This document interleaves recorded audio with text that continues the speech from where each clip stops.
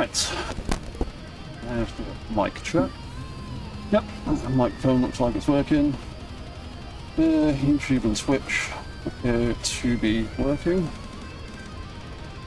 Just check that a second. Yeah, it's doing alright. Right, everything's good and internet is in the green. Right. And my neighbour has started with the angle grinder again. Fantastic.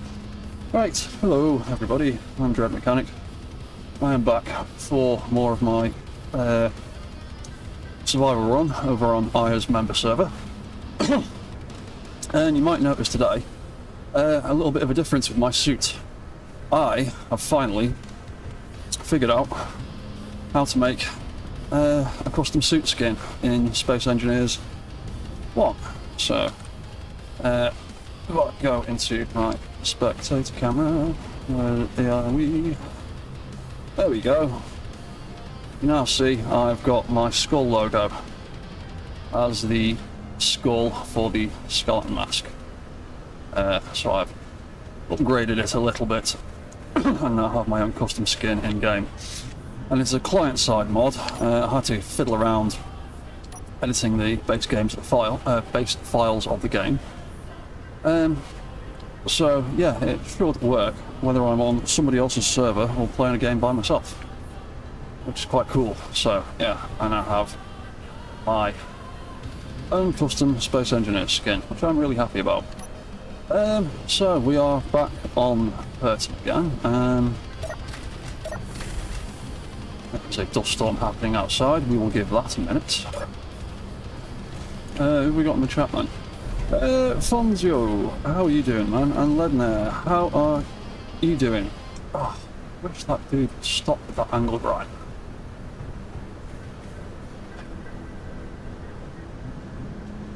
No, you're gonna stop? You're gonna start again? Sorry about this. One of my neighbours decided to start playing with an angle grinder next door in his garden outside about 10 minutes before the stream started.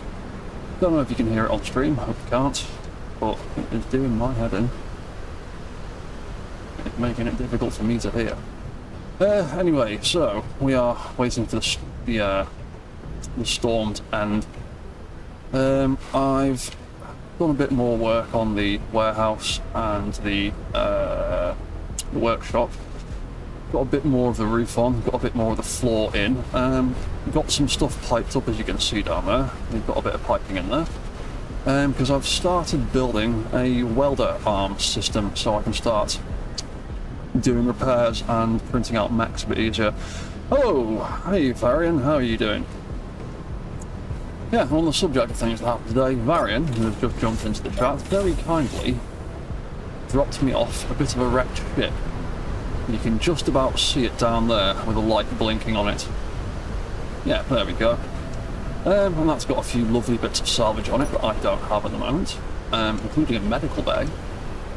And you can see over there, that is the start of me building something a bit bigger, but I need to salvage a few more large grid parts before I can really start going mad with that. One storm. Every time I start a stream, it's always the middle of the night. It's always the middle of a storm. That is not the staircase down. So we jump down. Yeah, that weather is getting lovely. Yep, super thick storm. Awesome. At least I'm not getting irradiated. Yet. Yeah, so Varian brought us this little bit of space salvage. I assume it came from up in space. It's not got many things on it, but like I said, it's got a battery, and the super awesome one is it's got a medical bay, so that is going straight onto my ship when I'm at that point. At the moment, it's just going to stay here. Everything else on it is pretty much just random components. I've got loads of components. But yeah, that medical bay, that is awesome. Thank you so much for that, Varian. Oh yeah, and yesterday I also did my first mech sale, or trade technically. Oh, what's that, Varian? Yeah, it was flying past your space base like 8 kilometers from me, so I was like, yoink. Wait, I already have 3 of them in storage, don't need this. You know someone that might. Thank you very much. Thank you very much. Yeah, so... Oh yeah, I noticed the thrusters were missing. I'm not too bothered about ion thrusters down here. I found a couple of ships with ion thrusters on them. I did find some of these the other day. In fact, I've got another wreck with a couple of them on that I need to go and claim the rest of. But yeah, large grid ions I'm not too fussed about at the moment. It's large grid Atmos and large grid hydros that I want to get my hands on. And on that subject, I've still got this hole in the wall. I need to fix that. But yeah, so I am building a new mech. The Huntsman thing, the Huntsman tank thing I was driving around the other day and had up on this platform for days with broken legs, just kept, Pertum just kept trying to kill it. It worked pretty well for combat, but it just kept getting flipped by rocks or succumbing to gravity when I was trying to fly with it. So I ended up rolling it, it crashed, and then again, Varian, being super handy and helpful, came over and dragged the wreckage back over here for us. And Outcast went and mopped up the rest of the scraps for us, and then between the two of them, Varian bought the workhorse off me. And in a nice bit of space bartering, traded the money with Outcast for 6 large gyros. So now I have 6 large gyroscopes to put on my big ship. Which is a great start, because I can find all the thrusters in the world I want to make it lift, but without a way to control it, it wasn't really going to go very far. But yeah, I now have that for a ship to build later on. Varian, they were sci-fi ions anyway. We did have a whole bunch of the warfare ions just sitting. Like I said, don't worry about the ions. I found a couple of wrecks and things as I've been exploring around and doing missions, and there's probably half a dozen ions that I need to go and drag back to base. But again, I'm not too fussed about them right now. I want big Atmos and big hydros for planetary stuff at the minute. Which is why I'm building this thing. So the Huntsman wasn't really working out too well. He was a bit too top heavy, and it just wasn't strong enough with the way I'd set up the thrusters.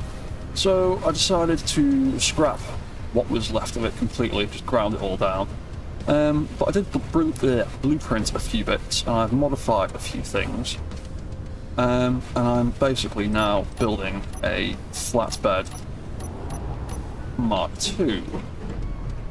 So the idea with this one is going to be similar to the other flatbed I had, where it hopefully carry some scrap and fly around with it. Yep. Yeah, there we go.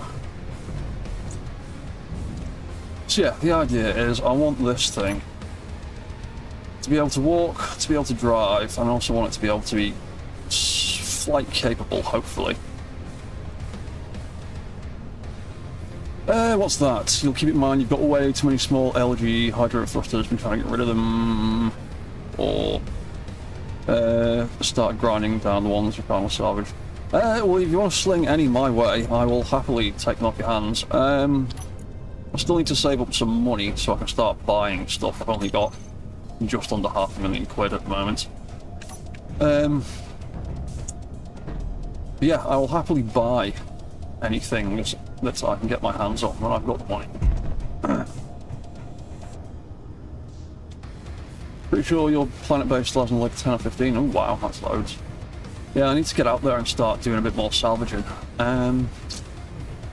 So yeah, I've been working on the inside of the workshop a little bit. So I've got some platforms in the floor I've got this main building platform here with merge block and welder, projector and things for projecting blueprints if necessary. Yeah, it's off, doesn't need to be on.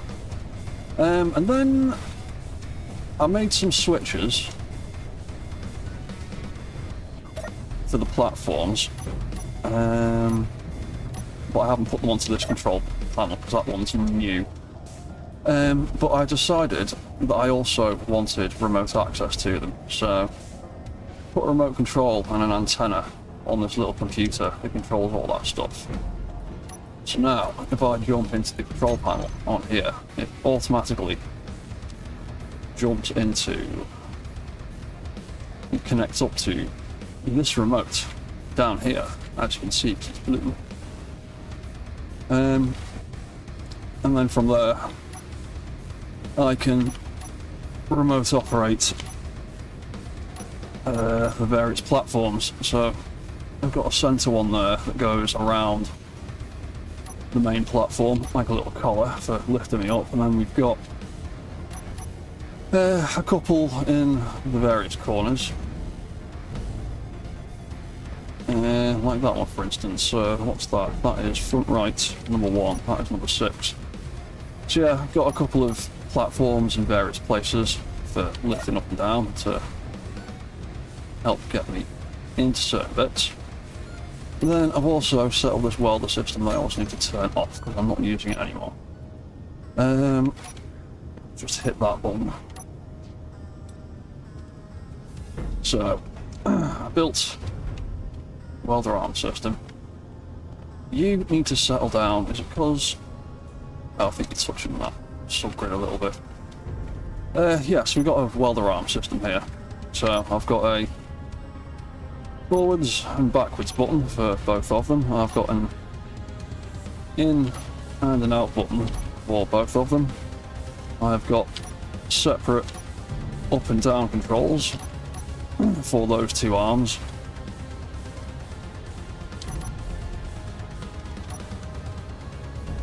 And maneuver everything around a little bit. We've got on and off for the drills, and then we've got a recall button to bring everything back over there. It works alright. The only problem with large grid welder systems like this, you need so much room for them. Maybe compact this design a little bit, but it could really do with being another block higher and another block further out. But it works alright.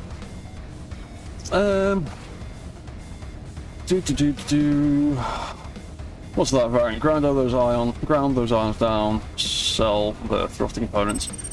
Yeah, I've been using some of the big thrusters that I've found, and just some of them were like half smashed to pieces, but still had like 40 odd thruster components in them, so I've just been harvesting one of them for small ions for some of my mech control systems.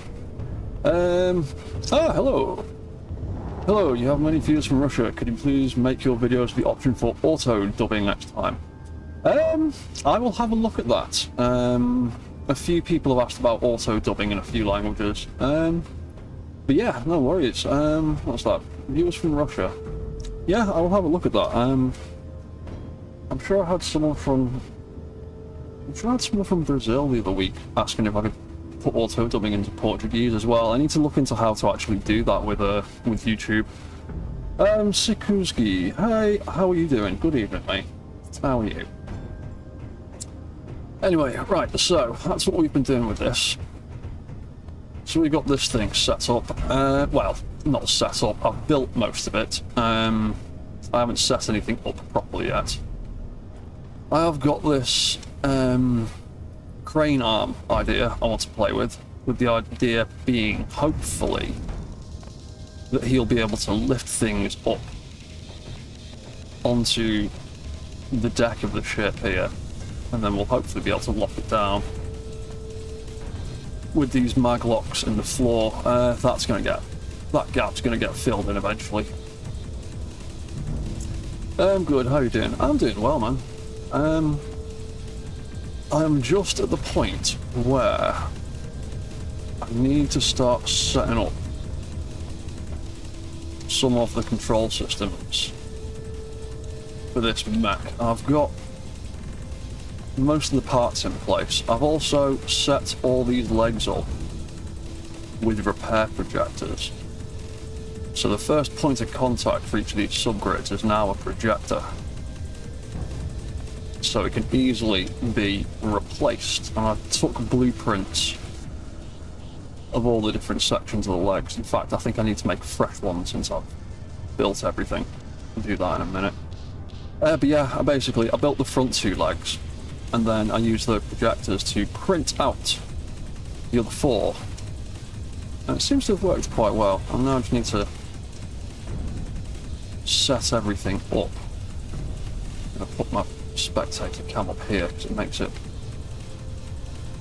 a little bit easier to see everything. What's going on with this foot here?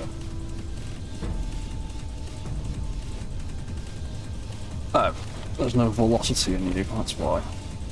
That doesn't want to be 50, that's way too much. Yeah, so I just need to set up the warp controls for this guy. So this is now the Flatbed Mark II. And we're going to quickly set up his warp and drive controls first of all.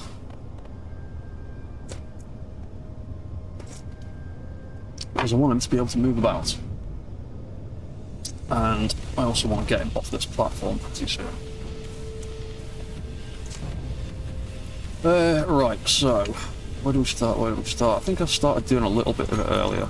Yeah, I did those two bits, so that's done. Next step, walk cycle. Oh, yeah, that's the one. Did I make a group for that walk rotor yet? Nope, that was the last thing I did before I went and made some food. Right, so we need that as a group. Right, then, walk cycle. Both of these are going to be angle hinge, that's the one. Walk cycle rotor. Flatbed, walk cycle rotor. You get to be 10, you get to be 190. When you get triggered, like that. When you get triggered, you'll trigger that. When you get triggered, you also trigger that. Wicked.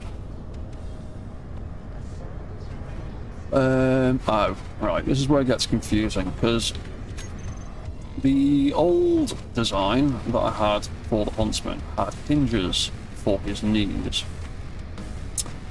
But it also had thrusters under here, like this. And thrusters and hinges do not play nice on the same grid at all. It doesn't matter what you do with them, they will always be moody. The only way for them to not be moody is to have shear inertia tensor on them, and that only kind of works if they're attached to the main grid. It's just a hassle. It'll clang, it'll bang, it'll make horrible noises, whereas rotors, for whatever reason, don't have the same problem with thrusters. So I've had to change the leg design to include a rotor instead. Flip side of that is, makes it a little bit more awkward to do the leg controls, because things are all rotating in the same direction, sort of, compared to hinges. So I'll need to do I need to set it up a slight bit different than what I'd normally do.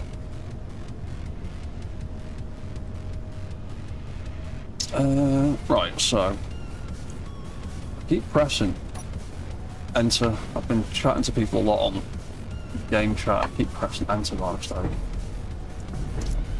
In fact, we don't want that. We need to make groups of the leg rotors. FLBD. So, flatbed. When you take your steps, these will all be standard. It's the knees that are going to be awkward. So,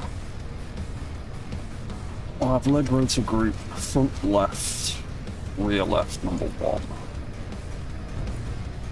That can be L01. Mid right 01. Call that L02. So that's going to move in unison with the left hand legs. And we'll have front right, rear right. You could be R01. And then mid left. You can be R02.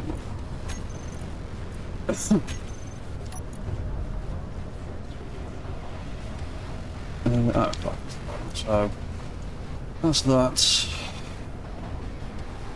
That's that. That's them.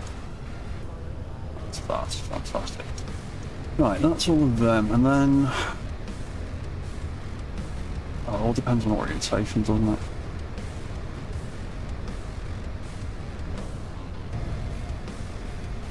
Leg hinges, leg. Oh, actually, in fact, it might be the same. Yeah, it'll be the same setup, won't it? Because left number 2 is using negative values. Rear left number 2 is using negative values. Rear right, mid right number 2 is using positives. Yeah.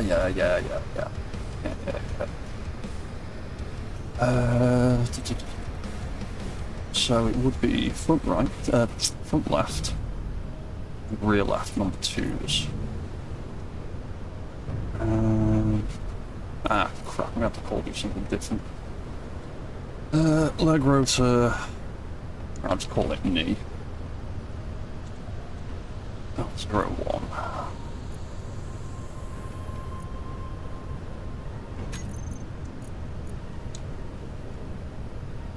L02. And front right, rear right. Knee R01 and mid left. Knee R02. Probably sounds confusing, but makes sense in my head. Especially when you see the patterns they do. That's everything I need for that for the moment. Flat bed number 2, walk. So, walk forwards, that one. These 4, that's the wrong button. They get to be lock switched on and off. They are going to look at the walk light. Right, we'll look at right, left, left, right, we'll look at right and left. We'll look at left.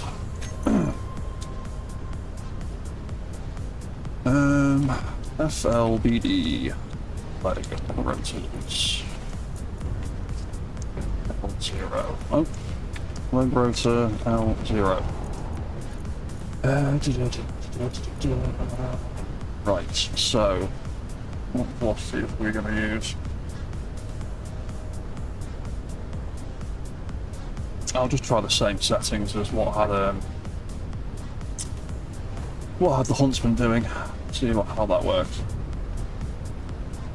Shouldn't be too different. The leg configuration is basically the same. They're just spaced slightly differently. So that would be minus 15. And that would be 15. That would be 15, and that would be minus 15. FLBD leg rotor L02. Oh no, not that one. Leg knee L02. Leg knee L01, rather. That needs positive value, right? Positive value. Oh no, negative value lifts it. Positive value puts it back down. Cool, fine. That makes sense. Walk. FLBD. So that's the legs forward and backward. L0. L0 knees. Right, so set velocity minus 20. Set velocity 20. The other side will be the opposite. Set velocity 20. Set velocity minus 20.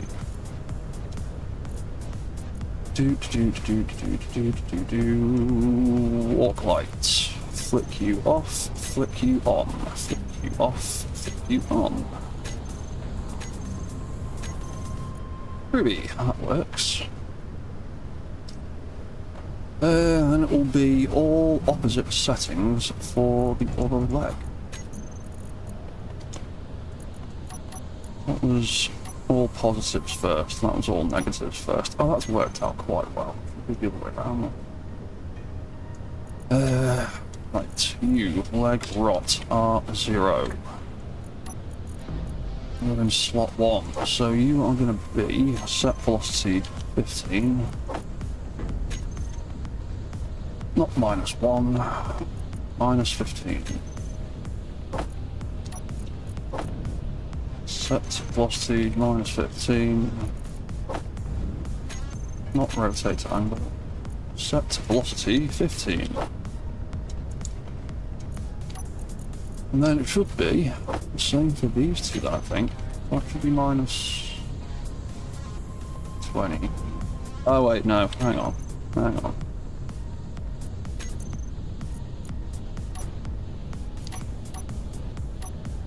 Oh yeah, it's going to be the opposite of that, isn't it?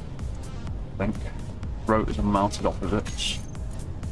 Yeah, that'll probably be 20. I might be wrong. Wouldn't be entirely wrong.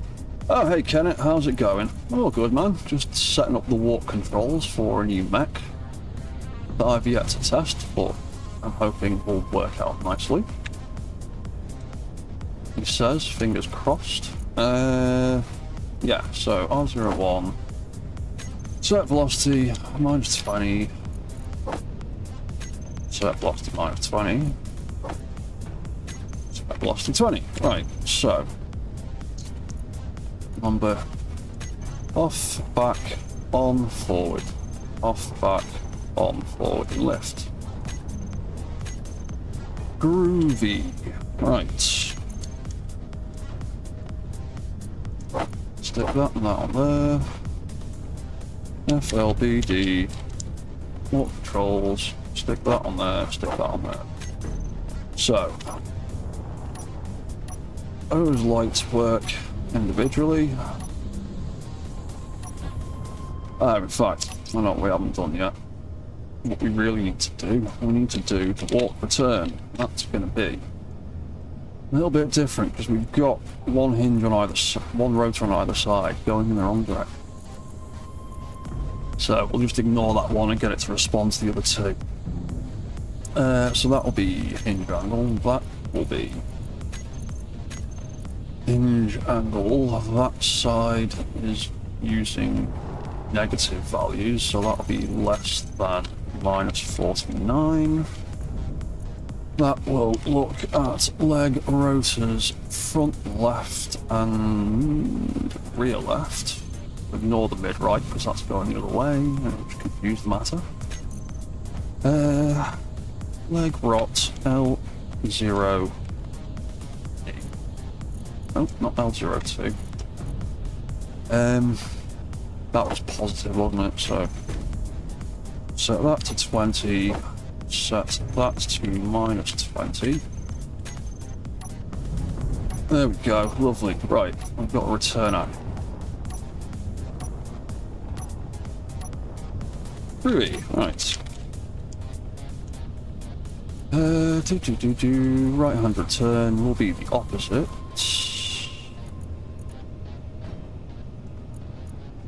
Oh, smeg, I've just clicked on the wrong one. Set up on the wrong side. I'm looking at the wrong bloody thing. Right, remove all that. Remove all that, remove all that. Need to be on the right one. Would be a good idea. Leg rot. Front left. Rear left. Less than minus 49. Select action. leg rot, knee, L0. Set velocity 20. Set velocity minus 20. Do it that way instead. Same results. Cool. Right. Right hand side. You are going to be greater than 49. You are going to look at front right number 2 and rear right number 2. Yep. Leg rot are 0. Knee, and then you are going to do minus 20, and you are going to do 20. There we go. Now we've got a walk cycle assigned to those 2 lights. I can do them manually with the lights. I've already set up the timer. I thought, oh, that's an on-off switch, idiot. There we go. Yeah, the timer is already set up. Event controllers to trigger the timer should be set up. So, walk cycle rotor can just be set to, call it 30. That's the wrong thing. That's the angle limit. That's the one. That needs to be faster. I'll call it 40. Call it 45.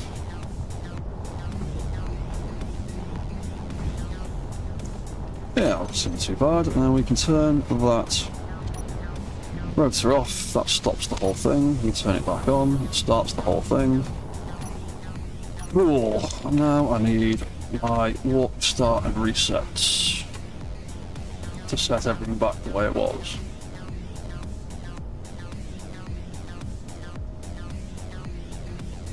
Ah, sorry, I just need to have a little swig of my tea. Right. Starts and resets.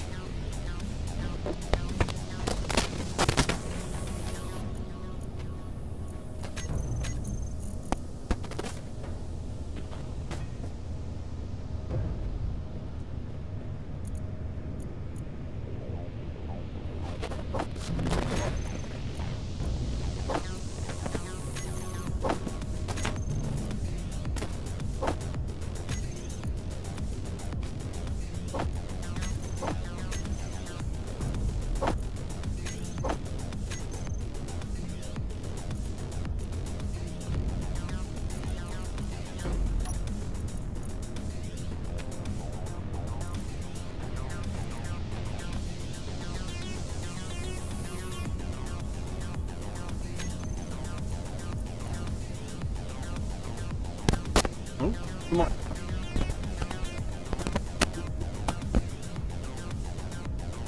Hello? Did my mic go funny for a second then? Seems to be working now.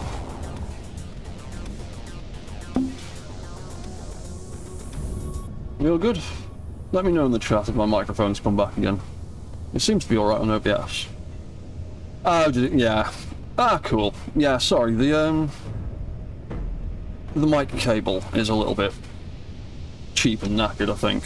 If I knock the microphone slightly, it tends to... I think it's just got a really bad connection on it, but...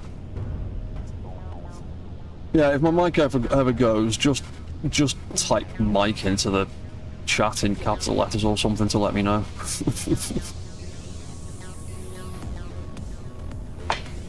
Right, so I need groups for leg rotors, because the groups we're using to move them are the same groups we're going to need to make them reset. So I need a leg rotor reset group for things. So it's the front left, the rear right, and the mid right that I want, because they're all going to point in the same direction essentially. We're all going to use the same velocities when they reset. Leg rotor reset L01 is what we'll call that one.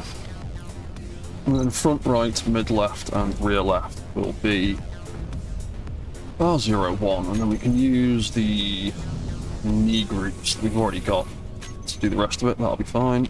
Walk, FL, BD. Reset. Done those bits. FL, BD. Leg, reset. So that was the push forward. That one's minus 15 for all of them. That's positive 15 for all of them. Leg, rot, knees. And all of these need resetting, so... What was it? Negative to lift, positive to drop on that side, wasn't it? So... That'll be 20. That'll be minus 20. That'll be minus 20. And that'll be 20. So if I hit that, everything should reset back into nice sort of position. Wonderful, just what we want. FL, BD, walk, start. So when we restart things, FLBD walk, we want to turn that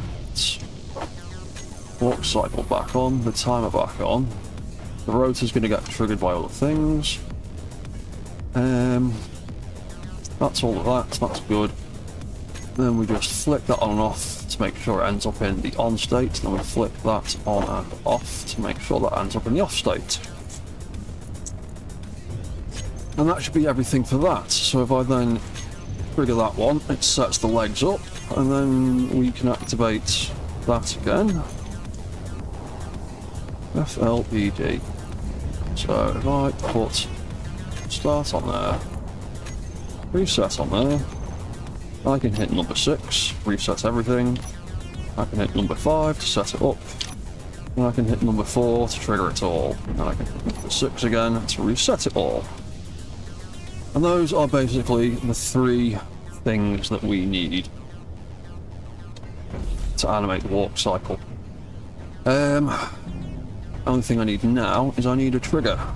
I need a thruster.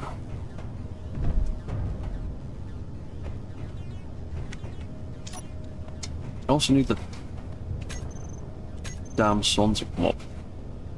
It's lovely when you're the only one on this server, occasionally. I mean, it's nice having the other people around.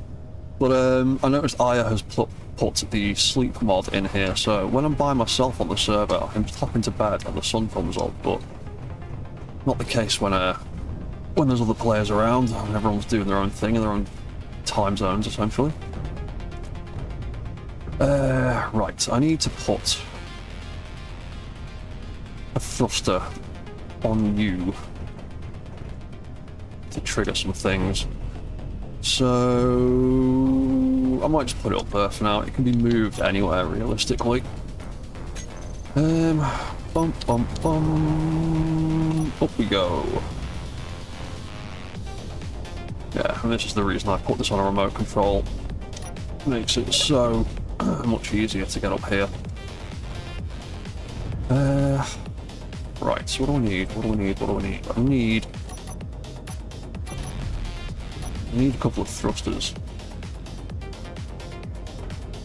If you ever want the sun on when it's just me with you, let me know and I'll jump off so you can get the sun. Oh, no worries, man. I don't want to ask people to jump in out of the server and stuff. I just noticed it. I just realised it earlier on. I think someone else was on the server, and it was about 8 o'clock in the morning from my time, so a few people disappeared offline. I think some of the Americans were probably going to bed at that time. And it was just me for a bit. And then a storm kicked in and I had to jump into my cryopod to get out of it. And that counts as sleeping. And then the sleep mod went, right, it's daytime again. And I went, oh yeah, that mod's in here, isn't it? Lovely. What's that? You always have a crybird or something around you in some way, so you can jump in off the server for a few seconds. Yeah, no worries. Yeah, I installed one of the cryopods. I think this is the one that I found myself. I think the one that's either you or Outcast brought me. I can't remember who brought me half this stuff now. You two have been so generous that I can't remember who's brought me what anymore, but yeah, I kept getting caught out by storms and having to run all the way up the hill, so I installed one of the cryopods in here. Seeing as I spend about 90% of my time in the workshop, and that's come in super handy. Yeah, it was you that gave us a cryopod and a survival kit. Like I said, the pair of you have been so generous like the last week or two and dropped off so much stuff that I can't remember who dropped off what at this point. Oh yeah, it was when I was having all sorts of power issues, but I think that's everybody's start on this server, is literally just trying to keep the lights on for a bit. I mean, it was funny when you dropped off that ship earlier, because I was literally just in here tinkering about with things, welding stuff up, and then I heard the distinct sound of blocks being dropped on the floor, and I was like, I'm not outside. Who's dropping? Why are there things falling on voxels? And then I popped outside and seen this big red ship, because I had all the signals off as well, so I didn't even see you come in and land behind me. So that was a pleasant surprise. I need to set up the AI defensive block on my station to alert me when people are turning up, because I've usually got my signals off.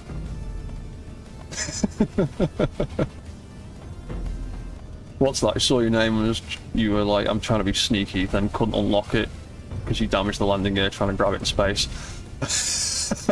Oh, so you were just going to try and like sneak in, drop the ship and disappear again, and me be like, what the hell, where the hell's that come from? That would have been funny. That would have been funny if you managed to pull that off, because I probably wouldn't have noticed. I mean, you disappeared. Once you dropped it off and I started actually looking in the ship to see what was on it, by the time I'd come out, you had vanished fairly quickly, to the point where I couldn't even see a signal anymore, so you almost did a Batman on me. What am I doing? I'm building a thruster. Why am I up there? I came down here for a reason. I came down here for no bloody reason. Yeah, I came down here for no reason at all. Let's drop that back down. Yeah, these platforms also come in handy a few times when the spiders decided to turn up.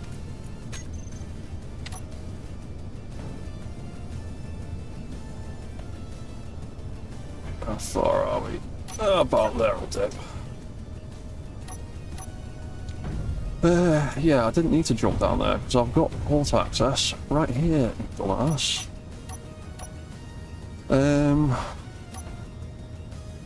Not a big one. I don't want it that colour either. I want it that colour.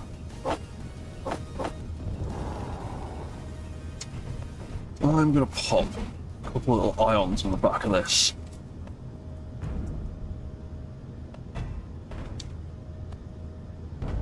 What's that? That ambassador takes off extremely fast till I'll get into space as easy with it. It can haul over 3 million kilograms in the space of the Aegirs, weirdly. Ooh, that is quite that is a fair chunk of weight to be hauling all that way up.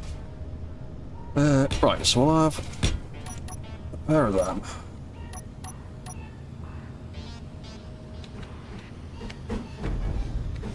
I'll find the right angle for it eventually. I'll do a little bit of greedle like that.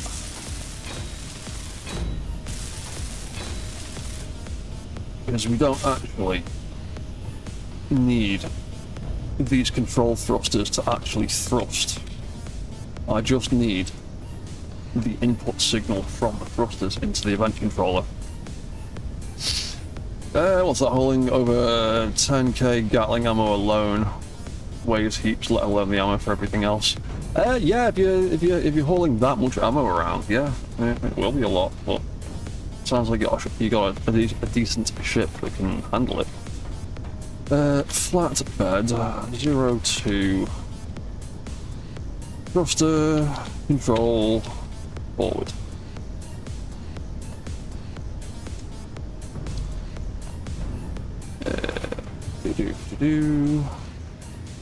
Control, forward.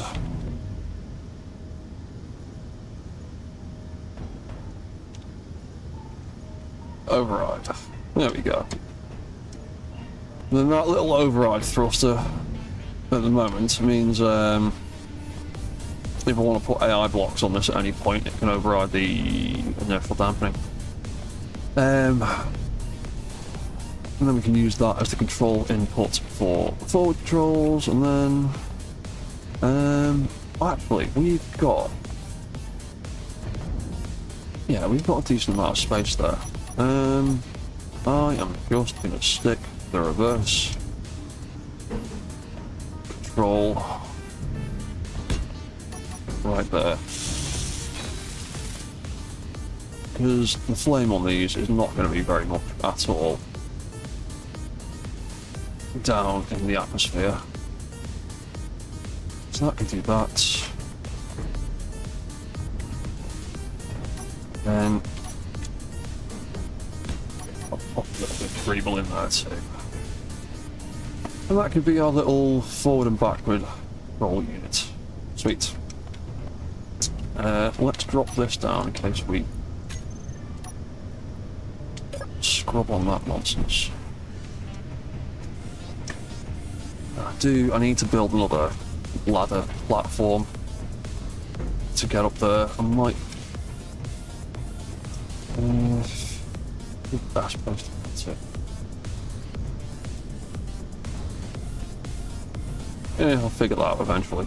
I'll have a look at the forklift and see what I did with that. Yeah. Right, so if I jump into there, if I jump back into spectator. Oh, Varian, what are you saying?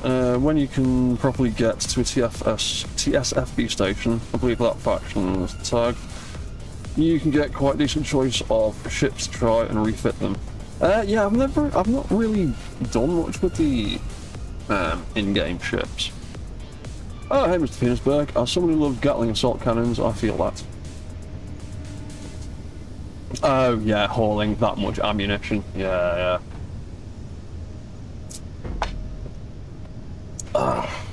Yeah. I need to put weapons on this mech eventually as well.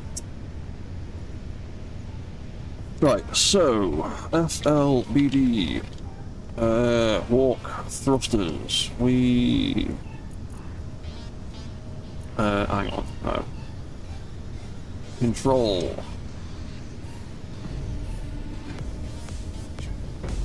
That is going to need a group at some point anyway.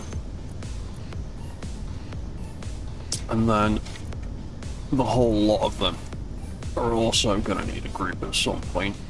So we'll do that. And then we've got our forwards and our reverses. I've already got groups for them. Lovely. So they... Not stored power.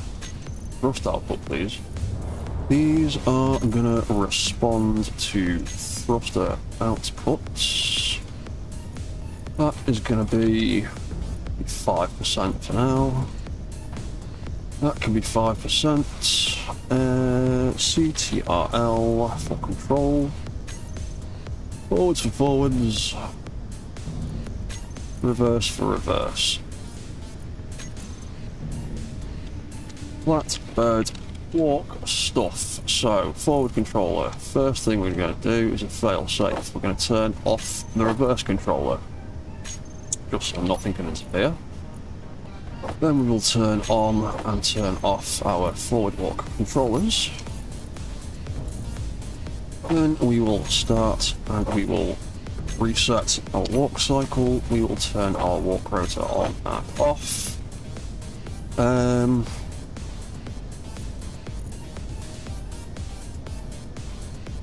going to make a few more groups to make things a bit easier. Have to faff about with less things. So I'm going to make a group for both of those walk lights, because that will make some things easier. Oh yeah, suspension. I need a group for you. because I need those steer overrides to point all those wheels in, which means you need inverted steering,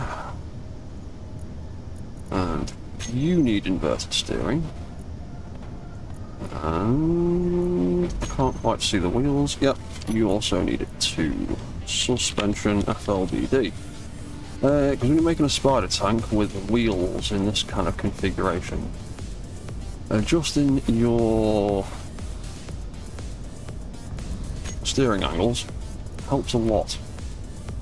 Because I want to get these back wheels nice and straight, pretty much. You know, we'll go as far as 40.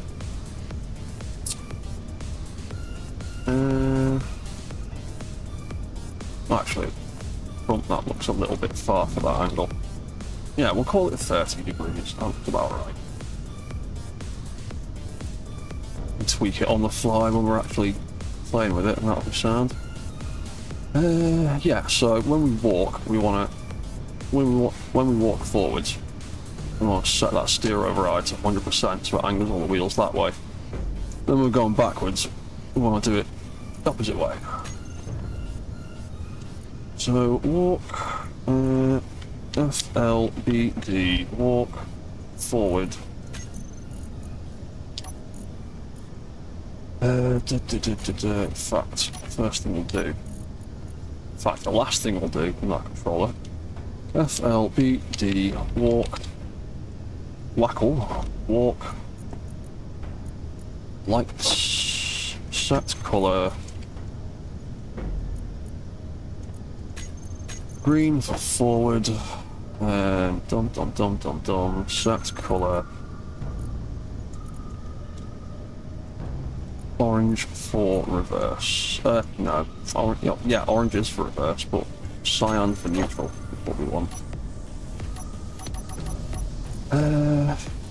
Do suspension, set steer override to maximum, set steer override back to 0.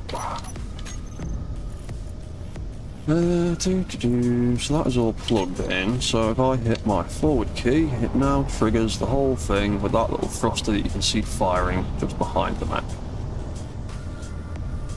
All the legs move, all the cycles kick in, the whole thing ticks over. It's a little bit desyncy because I'm on a server. Yep, there we go, that is forwards. Now I need to set up reverse, and that's not going to be too hard because we've done half the work already. So reverse is mostly just that. Oh no, we did the reverse action. That's the return actions. Reverse controller. Yeah, forward controller. So forward controller was minus 15 and 15. Yeah. That'll be the opposite of that one. FL, PD, leg, rotor, L, 0. Yeah. So, right, slots, set velocity 15, set velocity minus 15, set velocity minus 15, and set velocity 15. We were negative to lift on this one, weren't we? So 20, or minus 20 rather, positive 20, positive 20, minus 20. Same thing. Right hand side. Set velocity minus 15, 15, 15, minus 15,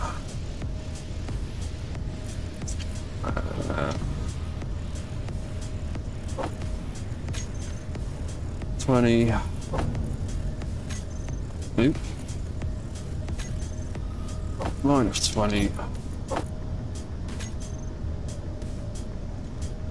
Minus 20 and 20, and return controller should be the same, so I don't have to do anything with that. Burst controls, thruster is set up. Flat bed, walk. Forwards off and on failsafe. Reverse controls on and off. Walk, start, trigger, walk, start, reset. Walk, start, reset, walk, reset, trigger. Cycle rotor on, off. Walk lights. Orange for reverse, because that's the colour scheme I've just settled into over the years. Sound for neutral. Suspension. Steer override. Minus 100. Steer override. 100. Sikazuki, got no idea what you're doing, but it's amazing when build comes together and works. Thank you, man. I'm just setting up a load of actions and triggers and responses to stuff. It's not as complicated as it looks. So, if I hit the reverse controls, I have not done R02. Walk, rev, that one I missed. Oh, I've just done the same group twice, that's what I've done. FLBD, leg, rotor, R0. Yeah, I've just done the same group twice like an idiot. So that one wants to be minus 20 because it's on the left hand side, and that one wants to be positive 20. Try that again, walk in reverse, there we go. All of our legs are lifting, turning, suspension's turning the appropriate way for the direction. We can hit the forward button, let's walk forwards. And everything resets. Wonderful. That's what we want. Double check return 01. Yeah, it was the initial trigger in the first place. It wasn't returning because it wasn't sending the right signal. Yeah, there we go. That is the walk controls. So, I also want a drive mode, and I also want a flight mode. So, we need some mode switches. What's that, Suzuki? I would need some time alone with your build to get what everything's doing. If you watch my first two Mechyard engineering tutorials that I've done, that explains basically everything I've just done. Well, the second one explains what I've just done there. The first one is just like an overview of how all the mechanical nonsense works in SE2, but the second episode of Mechyard engineering is literally this that I've just done over the last how long the stream's been running for. Last hour or so. Yeah, the core of it's just about getting blocks to trigger other things. So, walk, cycle. So at the very core of it, we've got these two lights, which are the two little lights on the top of my cockpit. Turning them on and off triggers all of that stuff. So yeah, those lights get flicked on and off. They get flicked on and off by this timer. That timer gets triggered by these two event controllers. These two event controllers get triggered by this rotor rotating. And and that's like the clock, like animation cycle part of it, and then the actual animations themselves is just a controller responding to that light switching on and off, and then that controller moves a hinge or a rotor, and then the other controller in the sequence is just responding to that rotor moving, and when that rotor moves to a certain angle, it moves it back again, and that literally creates the two-step sequence of the animation. But yeah, that's it in a nutshell. It's just if statements telling stuff what to do.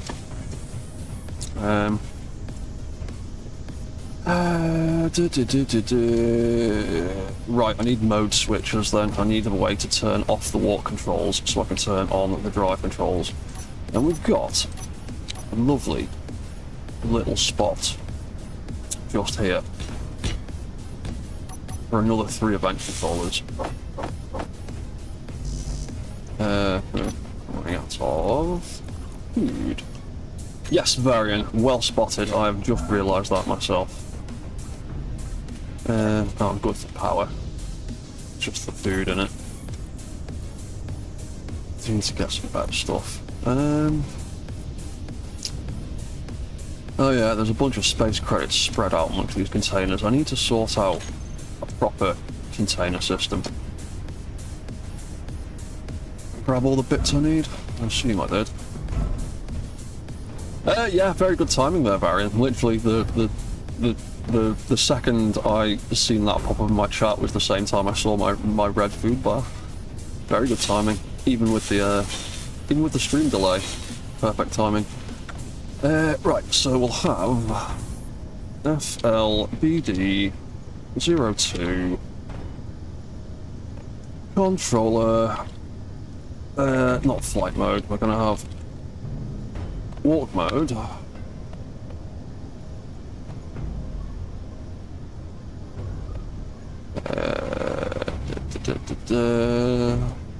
No, that was the wrong button. Walk mode.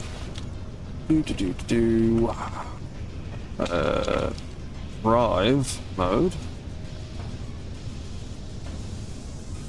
And we are also eventually going to have a flight mode, because the bottom half of this is basically made out of small fan thrusters. I've also fitted fan thrusters onto each of the legs. I probably am going to need more batteries to power all of this stuff, but we will cross that bridge when we come to it. There's probably a few spots I could squeeze a little stack of batteries on the back of there, maybe. What's that, Mr. Petersburg? Me and your friends are so into mech building, we joke about being robosexuals. Yeah, I could probably make those kind of jokes myself. I'm a big fan of mechs. I love anything robotic or automated. Right, so we've got controllers. I can't wait to get this down. Things keep making clangy noises. It doesn't like being up here on this piston at the moment. It will all settle down once I get this down off the piston. But I kind of need it up here at the moment while I build stuff. So I need switches for those controls, which means I need some more lights somewhere. Where do I want to put more lights? I like having little lights as my switches. Probably come down at some point in the next day or so, weld up those non-function blocks. Yeah, if you want to, if people have got nothing better to do and you want to come along and help me weld up all this nonsense, feel free. I've got resources, I've got my mining rig set up. If you need to go and use the mining rig to get more stuff, feel free and I will teach you how it works. The Sphinx is pretty straightforward. It's all automated. You basically just line up and press the go button and wait for the drone to do its thing. In fact, I'll probably do a run in that in a minute anyway, because I do need to go and get some more iron, and it's probably worth showing off. Because yeah, I've got the standard version for Earth-like and Mars that's available on the workshops. Can I reach that from here? Just about. And then I've got my own personal blueprinted version that I made with my modded thrusters that I was using in Apex Max, and then I've got another version that is just kitted out with as many of the standard size small grid thrusters, small grid atmos that I can squeeze on it for Pertum, because Pertum insists on everything being 10 times stronger because this planet hates everything. So yeah, it's probably show that off in a minute. It runs pretty well. You can dig pretty deep. Oh, I don't even need to do that. I wasn't going to put it up there. I was going to put it on the back. Oh, actually, no. Oh no, there's a camera there anyway, so it doesn't matter. That won't fit.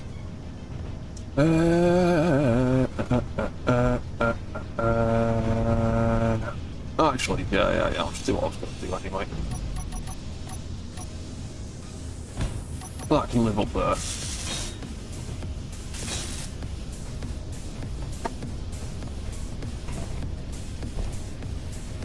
Can I reach that from down? Oh, fuck. Pull it off. There we go. There we go. What am I like for resources, actually? Probably going to run out of stuff sooner or later. Am I wrong? 250. That's not very good. What are we like for parts?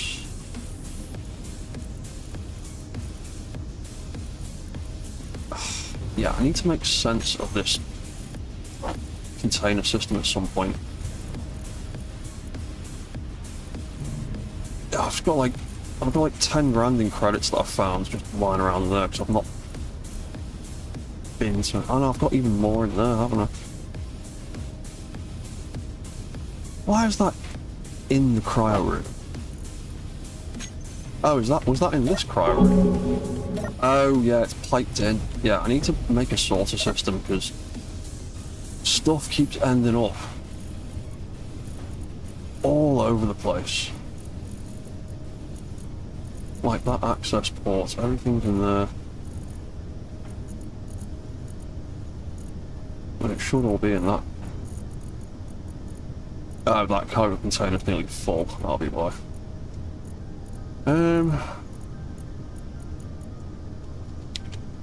Yeah, we haven't got any iron left, have we? Got a bit of steel, we've got some random bits in places, we've got junk just everywhere. I need to make some better storage. Every time I dump stuff into a thing, it just puts it wherever the hell it feels like. So yeah, let's go do a mining run. Get some more iron, because I'm going to need that in a second. What's that variant? You've got a ton of salvage to break down. Most of it's armor and interior walls. Components be repurposed. Oh yeah. The most part about Pertum, once you hit that atmosphere, gravity starts dropping from that 1.2 down extremely fast to 18k gravity. Well, yeah, Pertum's horrible.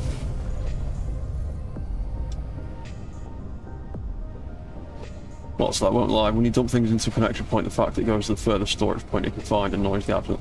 Yeah, I wish I could understand the way that it decides to distribute things. It just seems to go wherever.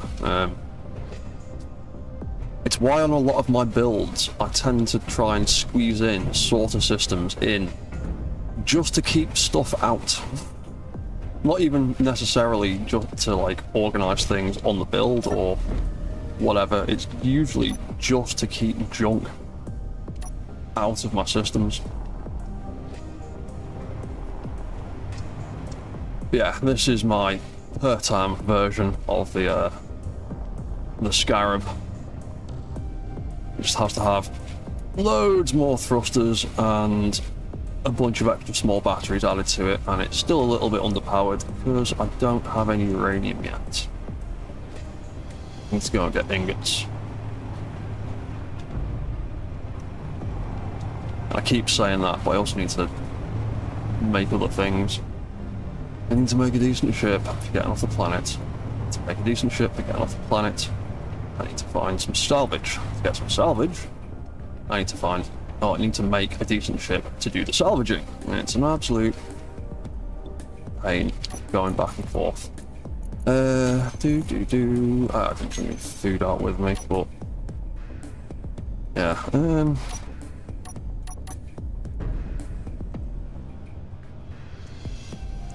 I've noticed an interesting bug.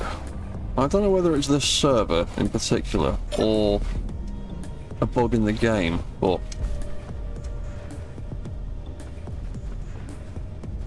Oh no, it's not a bug in the game, it's a bug in my smegging programming. Yeah, it's a bug in my programming. I've turned that on. Tenor off for some reason. Why is that off? Oh! I know why. Because I changed something because I was being... Oh, yeah. That's annoying. Yeah, that's why I'm not getting sent that signal, because I've turned that off. Which means the ore detector's on there. Well, that should still be detecting. Yeah, I think it is still a bug. The Sphinx itself doesn't have an ore detector on it. The ore detectors are on the Scarab. And they're set to max range, and that iron is only about 40 meters down. It should be detecting it. It detected it fine with the workhorse, because that had a ore detector on the main grid, but doesn't seem to be sending ore signals, ore detection signals, through the subgrid on that antenna. It's kind of annoying me because I usually drive around in this thing with just those ore detectors to pick stuff up. They are set to broadcast through the antenna. Have they changed ore detectors? Set up to broadcast.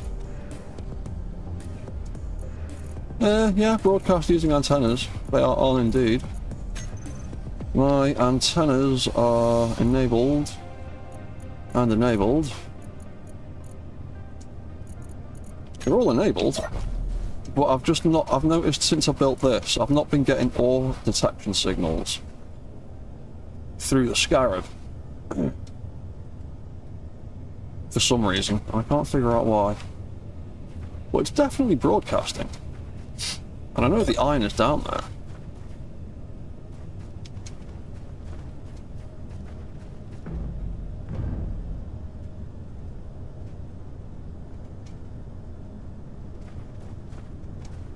Oh, is it just a server thing then? Yeah, I figured as much. Most of the new bugs I've experienced on the server I've mostly put down to server issues. I've assumed they've been server issues. It just makes it a bit tricky because what I usually do is wait for the signal to pop up, and then I use my targeting projector to line myself up with that signal, but I'm not getting any signals. So I'm having to eyeball it with the texture of the stuff in the hole I've already dug. I think I just need to maybe move, or I'll just build another ore detector on him. There's space at the back here. I'll just slap an ore detector on him. In fact, there's loads of room inside underneath the cockpit. I might be able to get one in there somewhere. Yeah, we need to carve out a little bit more of that. So, what we can do is we can get him all lined up. We'll get rid of those signals. We will launch the drone.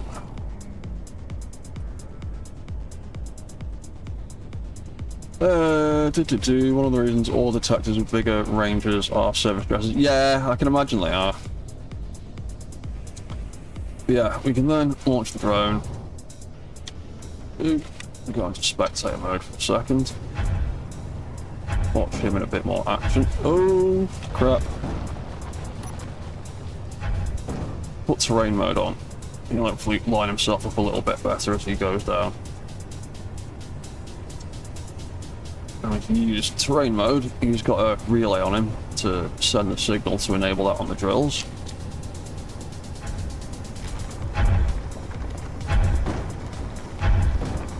Oh, and then he gets to that point, he's got a preset switch to turn it off again. Because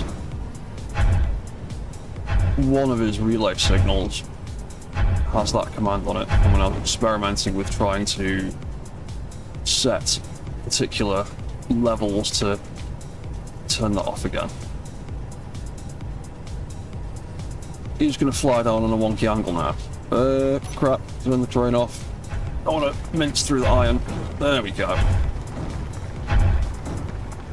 We're off by a little bit, so we probably need to pull the rig back slightly, but yeah, he'll then just sit there drilling, digging deeper, and if he gets as far as that, he'll fly all the way back up again and repeat the cycle. Yeah, he'll just sit there drilling. Oh, there we go. He's on his way back up.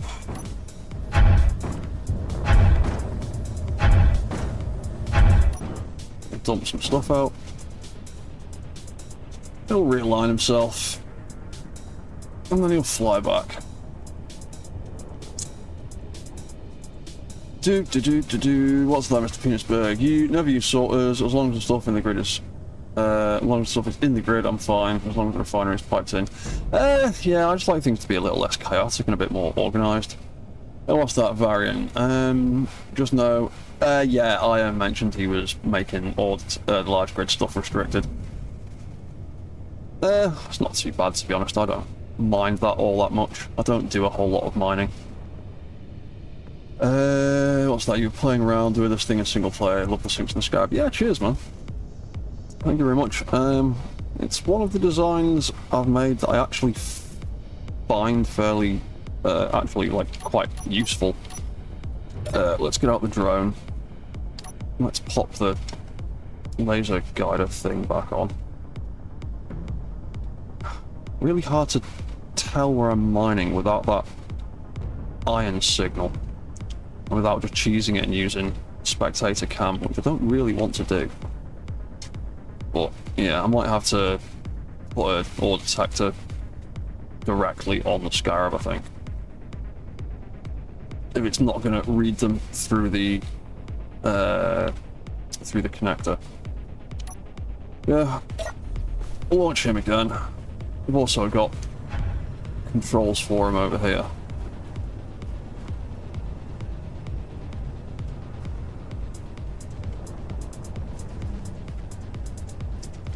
Wait, what's that control? That just says relay. Oh, that's the ejectors. There needs to be one for terrain mode. I don't think I set one up for terrain mode, did I? We'll jump back in there. We'll turn terrain mode back on again.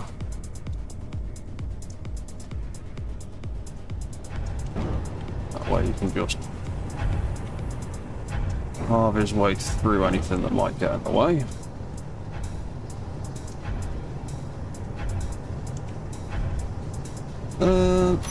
Gets about there. Turn that off. Turn that off. Thank you. Thank you for just carving through a load of iron. Further lag. Didn't send the signal. Lovely. Awesome.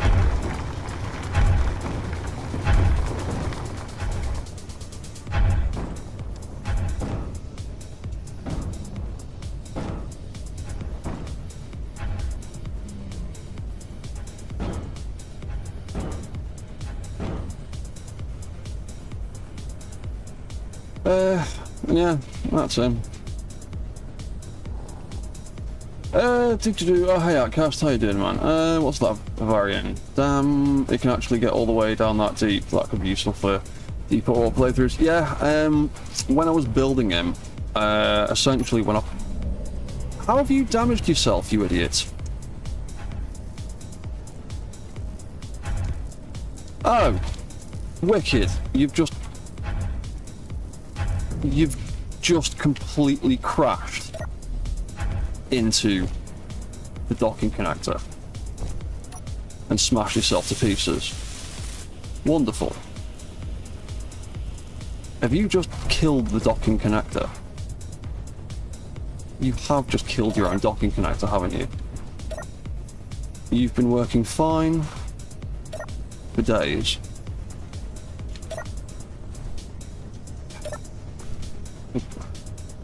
Server, now is not the time to mess me around on that ladder. I need to be able to get up there. I don't have any backing steel, obviously, because I put it all back at the base. Right, I'll take that out. What the hell just happened there?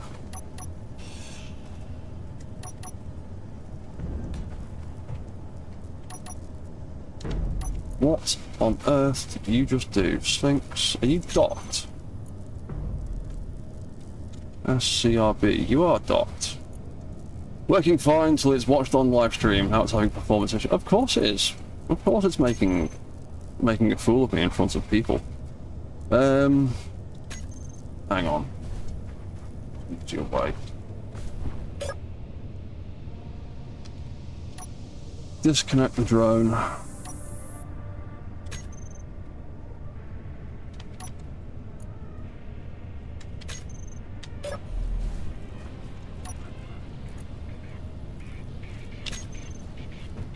Have you smashed your sodding antenna as well?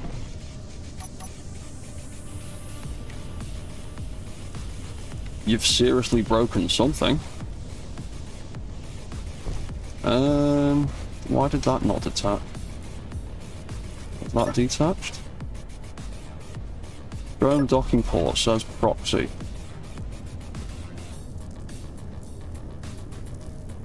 You're clearly jiggling about.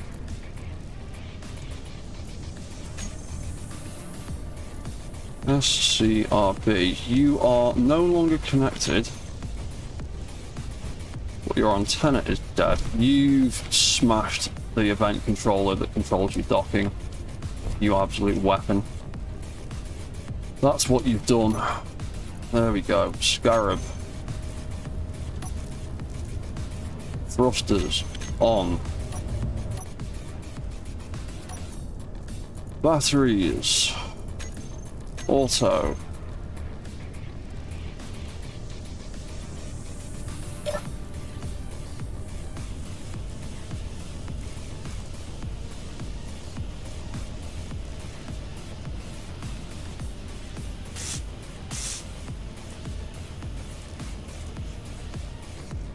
Right, everything down there is fine. Something inside you is on fire. It's taken that much damage. You can see the glow of it. Atmospheric thruster. Smashed all your motors out. Really?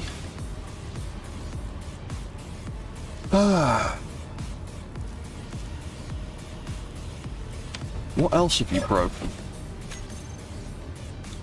Damaged thruster. Yeah, of course, you smashed your docking controller. The only things you smashed was your docking controller and the thruster. Of course you did. Where's your docking controller hiding? I can't remember where I put that.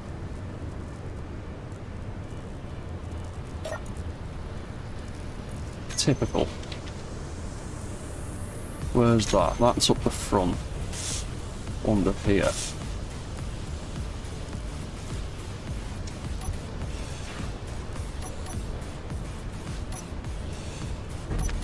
How damaged is it?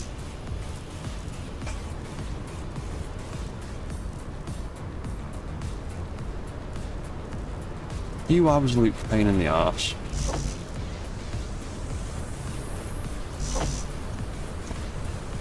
we're 100-yard run from the base. I'm just going to go and grab the components and fix that real quick. Wasn't Mr. Petersburg. Noticed the weird ladder acting weird lately. Yeah, mostly it has a tendency to act up when it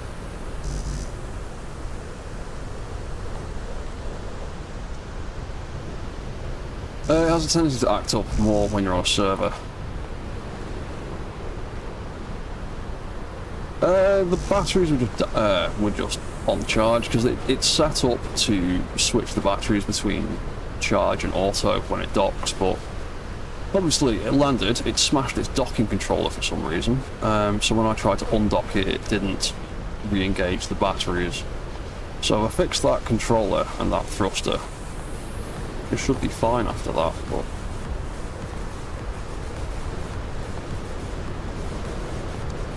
he's been working fine for days. Why are you up there like that? Have you gotten... Oh, it's like a grid been wiggling across there.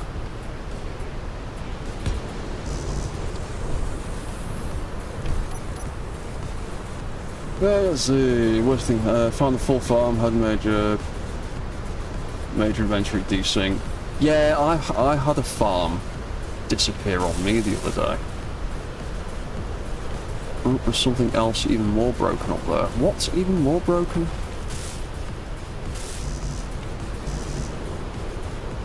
Oh. Right, where's that fire coming from?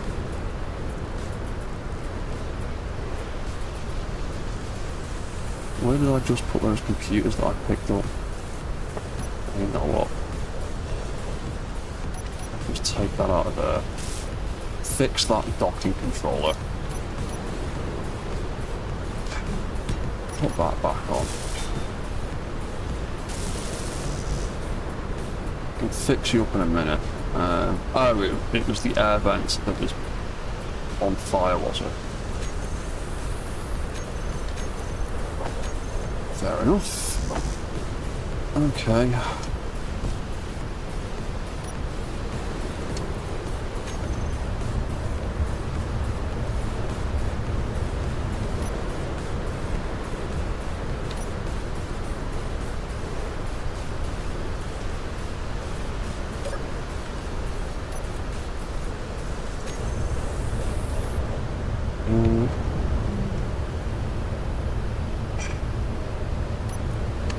Gyros are off. There we go.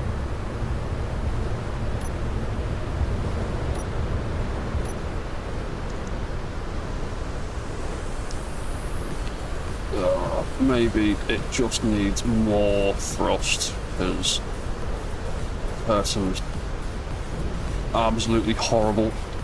Or maybe I need to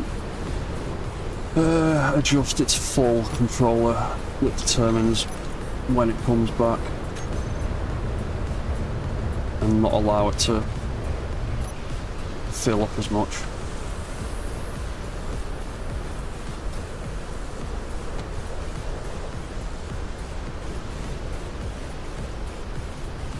I don't see what I'm doing there at all. Stop jiggling on the second subgrid.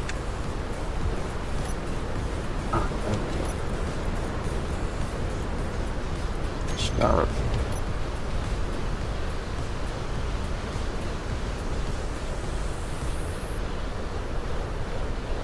Oh my god, server lag, would you just get in the friggin' hole?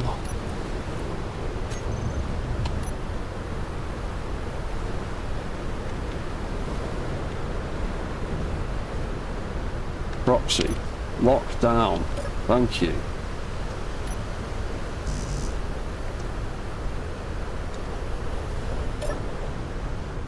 Oh, let's get rid of that before I end up smashing anything else.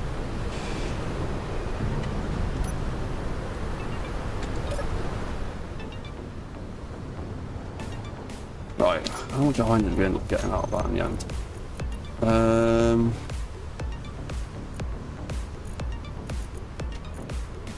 What? Where's all my iron? Did we not actually pick up any iron? Did we just get stone with all of that? Are you kidding?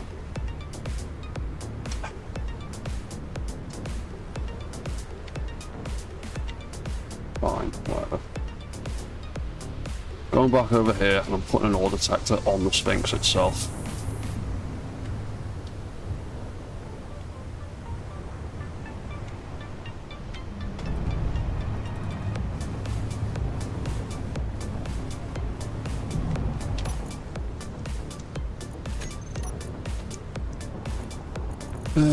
Let's reduce that down a little bit then.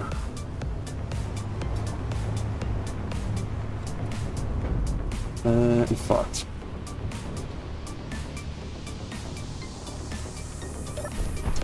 I'll walk over here. Let's grab the parts I needed to fix that broken air vent.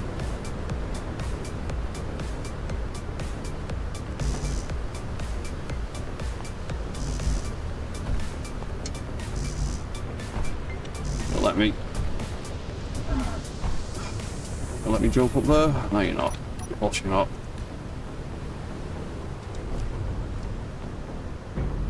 There's that broken vent. There it is. Right.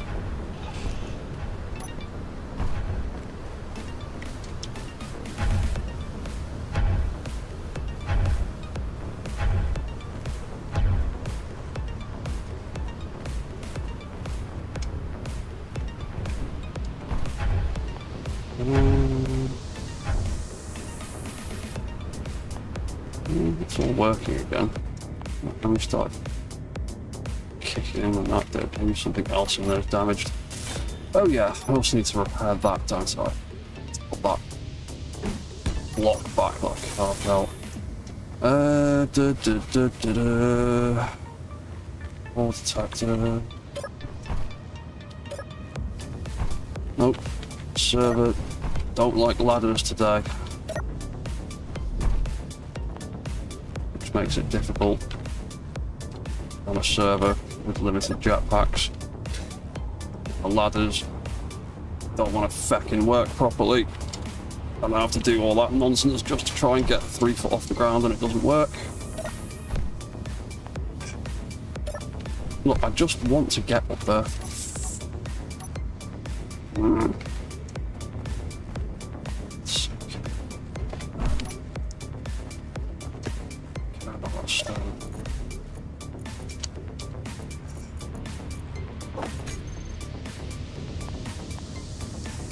Bloody server not letting me use the fucking ladder I built purposely.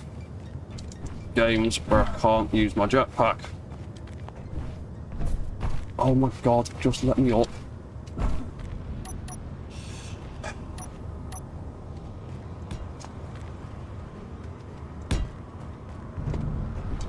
Oh, the damn server. Right, I'm up there, finally.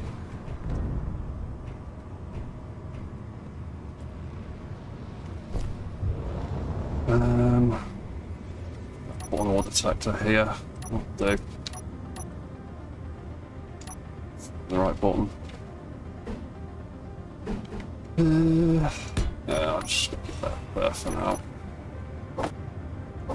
Grab 2 because I don't trust build planner.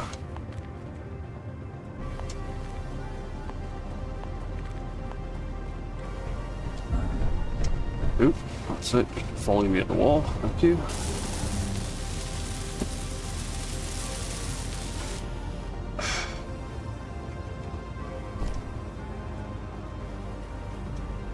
Want me to reconnect server? Right.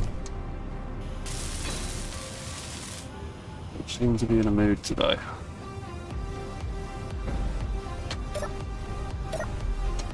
Right.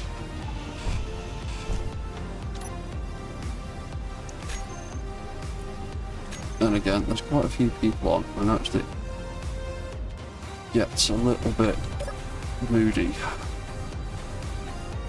More people there are online. Right, you can actually send me some ore signals now. So so that I've at least got an idea where I'm trying to dig. Or is it just a general service signal issue?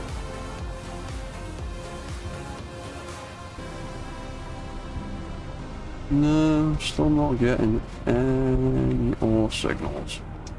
I know there's iron down there.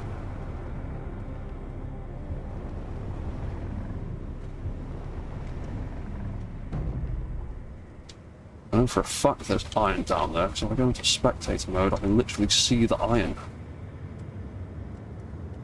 It's like, literally right here. A chunk of it. Fine. Might be out of range, maybe. It was in range in the workhorse though, and the ore detector on that was sitting higher up. Whatever. It wants to work, it wants to work. If it doesn't want to work, it doesn't want to work. But either way, I'm going to do a bit more drilling. I think that was where it was. Yeah, it's close enough.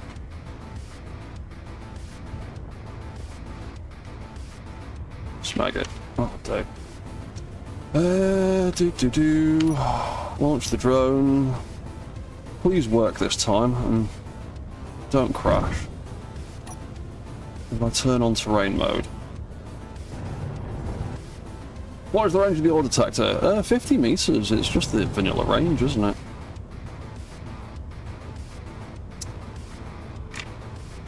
Like I said, the workhorse that I was using to just ferry stuff back and forth, the ore detector on that was seated higher than the ore detectors on this. Oh, now it's picking up the signal. Now it's picking up. Maybe it is a range thing, but no, because you can see that signal's 30 meters below me. Must just be a server thing. I'm guessing it's just a server thing. Why are you coming back up again? Oh, because I need to take that command out of your... I need to take that command out of your drilling AI. It has got...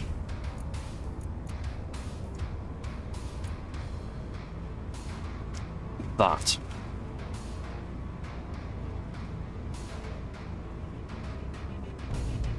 What's that? Transmit message 4, waypoint 5. What's on that broadcast controller?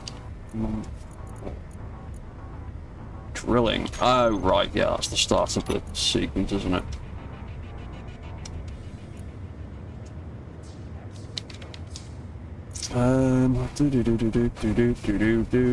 Drill routine. Let's take that action out of there, because I keep turning the terrain mode off and messing with stuff. Yeah, because I think I set these up at like 10 meter intervals, so everything from number 5 onwards should be a 10 meter interval, I think. I think I set it to dig 100 meters down. I still didn't get any bloody iron out of that, did I? I just got loads of stone.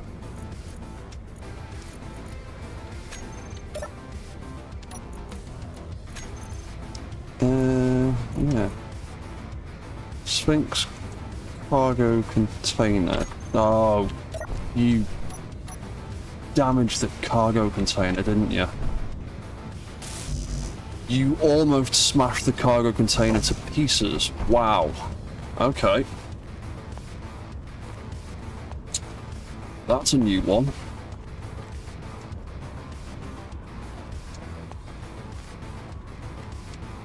I've never had that problem with this mining rig before. I've run the same setup multiple times when I was making it.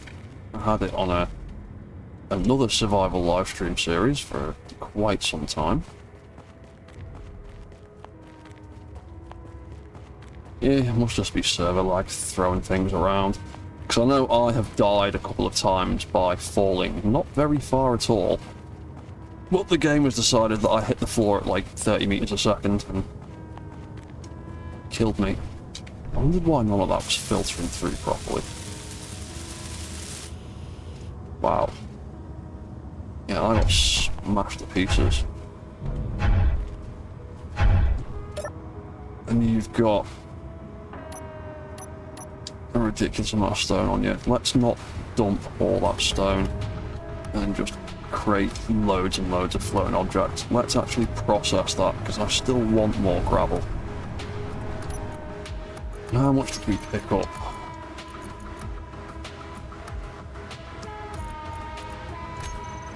Why can't I only see the scarab? Oh, yeah. 12k of stone. We'll just process that for now. I want to get back to building the other thing. I'll figure out iron mining when I absolutely run out of stuff. There's some other iron spots around here.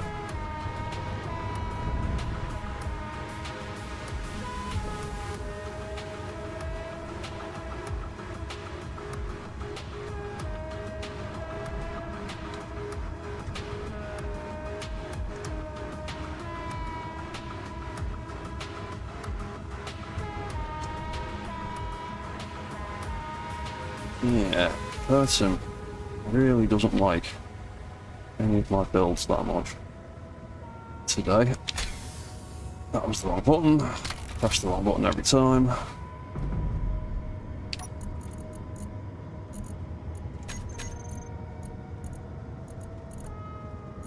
There goes most of that stone. Let's hopefully go into the refineries. Oh, what else is broken?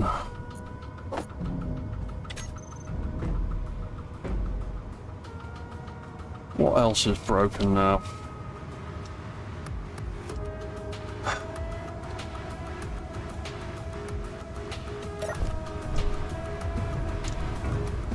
The bloody connection point between the docking port and the rest of the thing. That's what's broken, isn't it? Yep.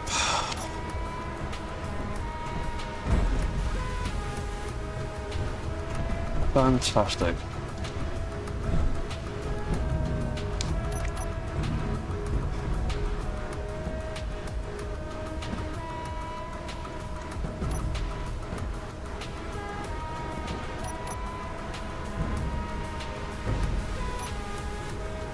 Oh, I don't want to drill through it. That's not a good idea.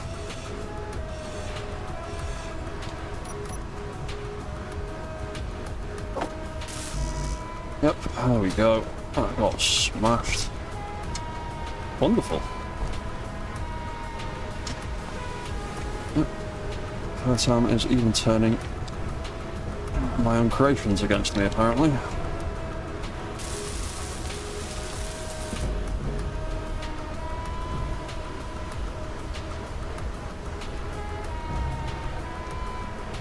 There we go, and that one's because those connectors, those swords are turned off, and those swords are turned off, so that should now actually be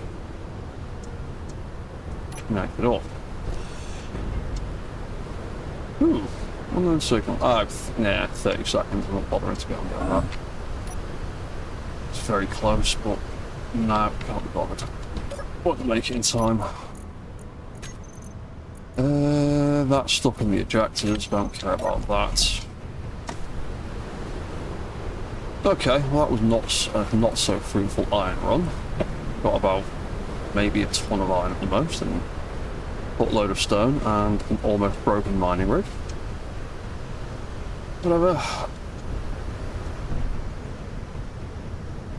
Right, we'll finish this off. Right. Okay. Storm kicking in. Need to set one of these up to display the weather, so I can see what kind of hideous thing is incoming. And it is a sandstorm, so it's not too bad, but I am going to get smacked around by Deborah, so I'm going to hop in here for a second. also gonna eat a little bit of food, and I'm gonna go and quickly make a cup of tea. Where are we? We are over there. Yeah, I need to scrap that at some stage. But yeah, I need to go and grab a fresh cup of tea. So I'll be back in a few minutes, don't go anywhere. And we'll carry on building this weird crane thing that I'm working on. And hopefully do some actual testing in a minute, because I want to get the drive controls up and running, and I want to actually see how it moves. But yeah, I'll be back in a minute. Don't go anywhere. See you very soon.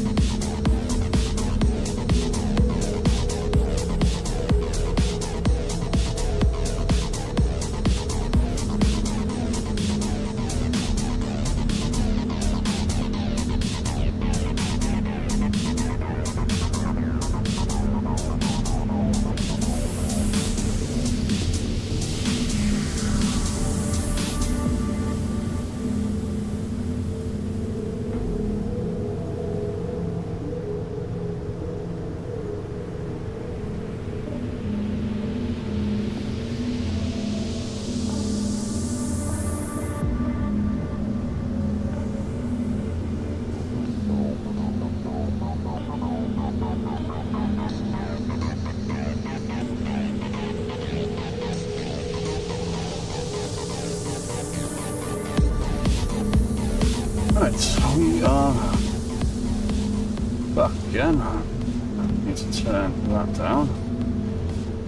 Need to turn that off. And I also need to close my... We're in the UK right now. It is insanely hot and insanely sunny, to the point of being not very fun anymore and kind of being nauseating and hideous. I have the world's hardest working USB fan sat in front of me again. Right, so what we're doing, we're going to do some drive controls and get this rig off of here sometime soon. Oh yeah, we're doing mode switches as well, weren't we?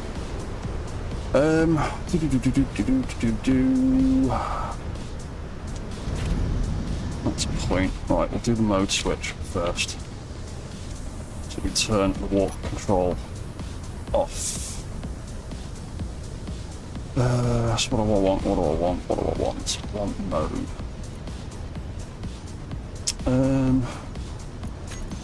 No, I want those lights. because I haven't set them up, have I? I even named them. Where are they? The only ones in this list that aren't named properly. Offset lights, there we go. There we go. Right. Flat bed 0 2. Walk. Oop. Mode. Light.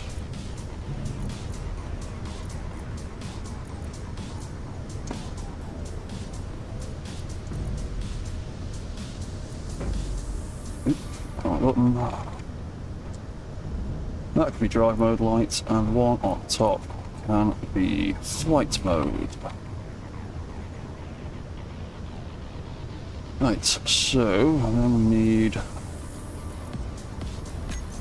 group view,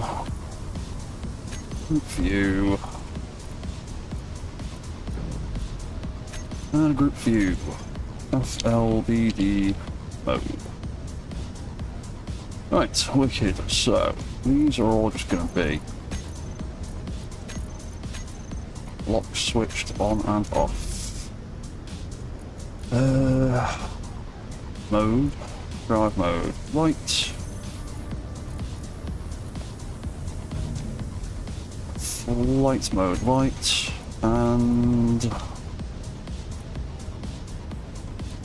walk mode, light. Cool, so controllers themselves, they don't need any groups, that'll be fine.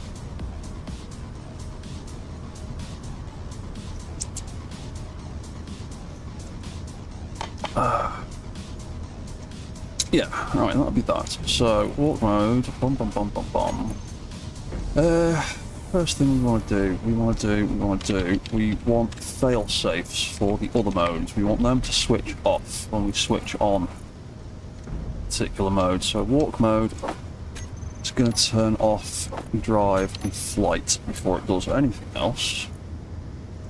Walk mode on will also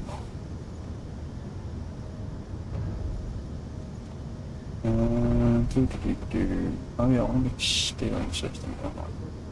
I'll do that in a minute.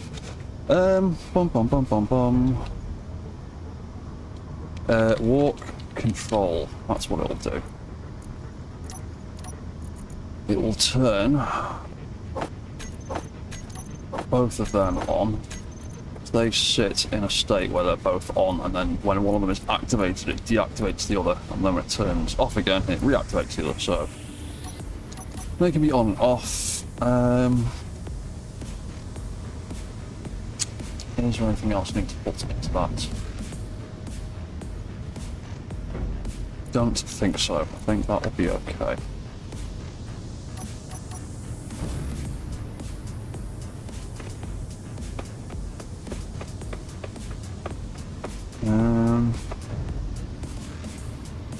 I think so anyway. I probably should have checked some of the settings on the huntsman before I ground it down. But it is too late now. Right, so. Oh, yeah, I know what else I want to put in there.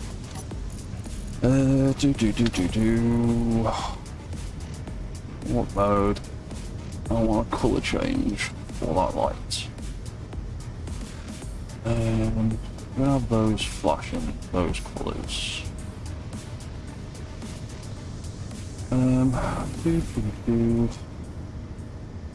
Different colours. Nah, we'll just have the regular colours I use. So we'll have green for on, not red.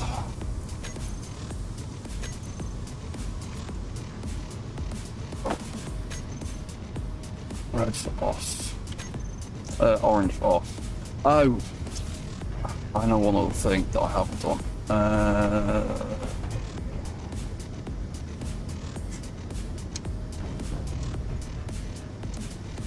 I haven't done the brake controls. I haven't done that yet. To be honest, that can be a light that can go anywhere, so I'm going to build whatever, just replace it with something else. If I need to move it... Oh yeah, we also need parts though.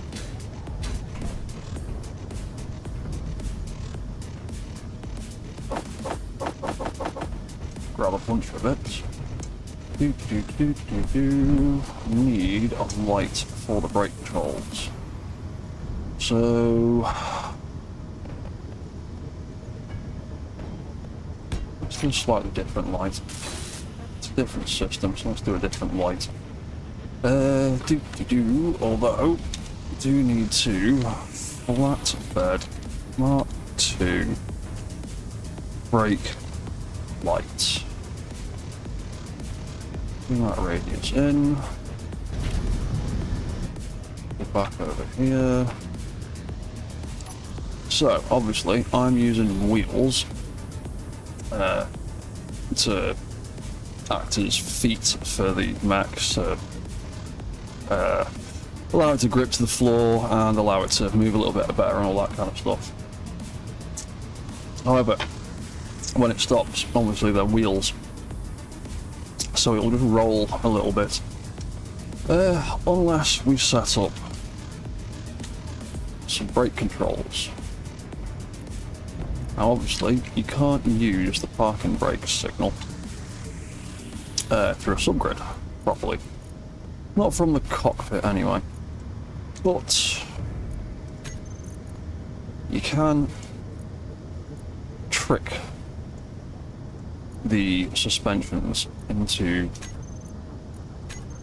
being able to use that park and brake signal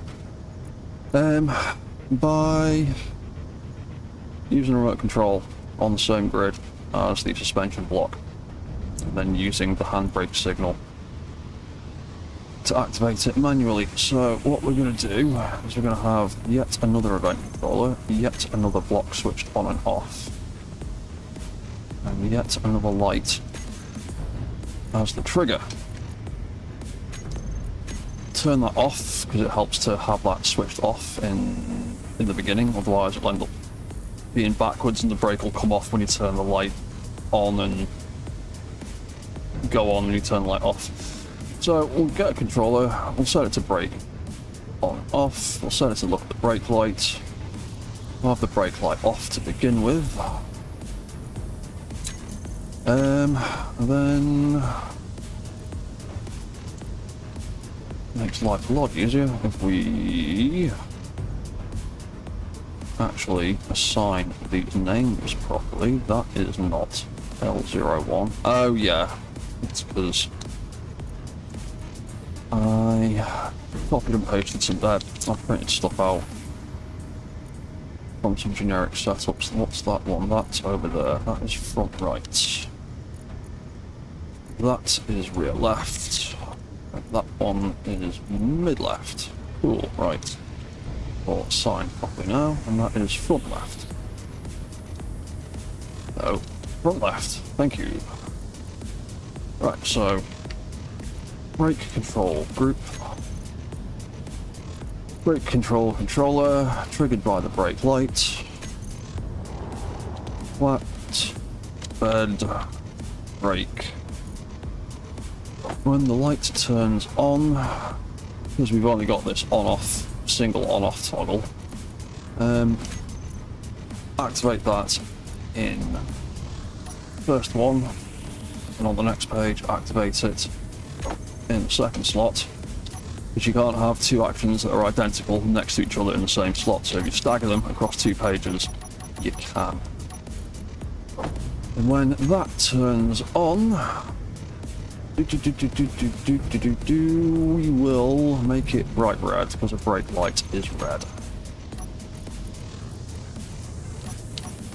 And when it turns off, I'm just going to make it cyan. We're going to get a brief little flash of a different colour before the light turns off.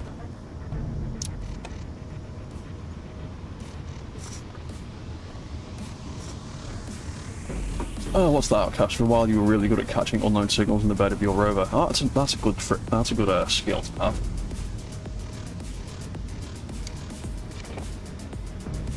Oh, I forgot to type in the join the Discord message on on Twitch. Right, so now that is set up, when I flick the light on, you see it turns red, it activates the parking brake signal. When I flick the light off, it turns back to cyan, it deactivates the parking brake signal.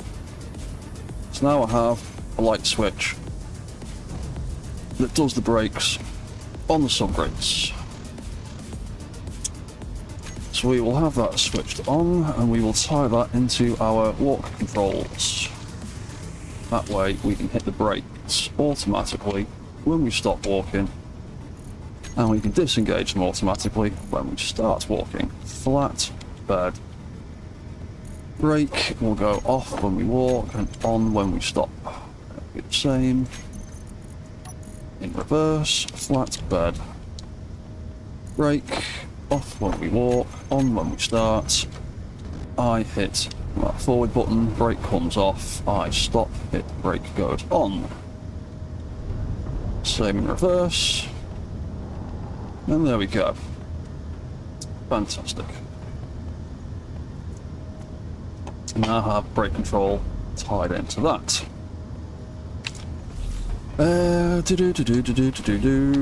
So we can get rid of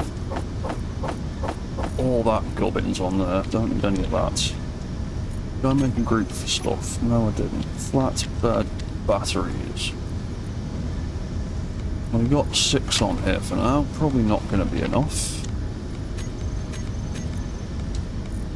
But they can go on the toolbar so we can see our charge.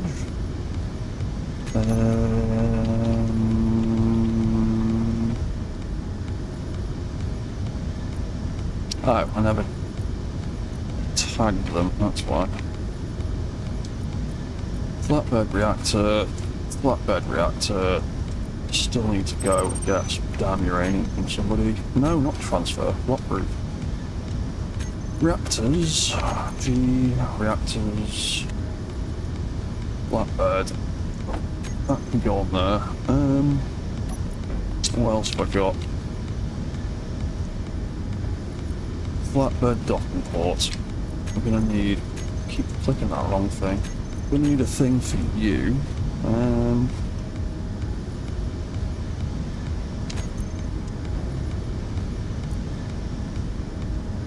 Flatbed, docking port, switch lock, camera, flatbed, front. That doesn't need a group, but you can't use the view command with a group.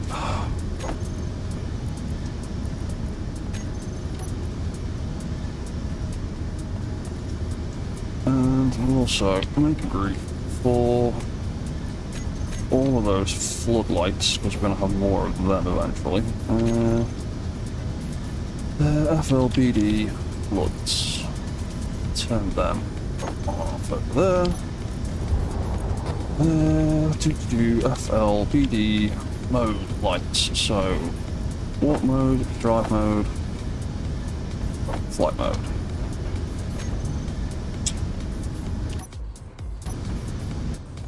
So if I hit that button, that turns walk controls off, so they're not doing anything. If I turn it on, it turns the other 2 modes off and activates the walk mode. Turn that off. Can't control anything. Turn it on. Can control stuff. Lovely. Right. We have a toggleable walk mode. Fantastic. Now let's do the drive controls.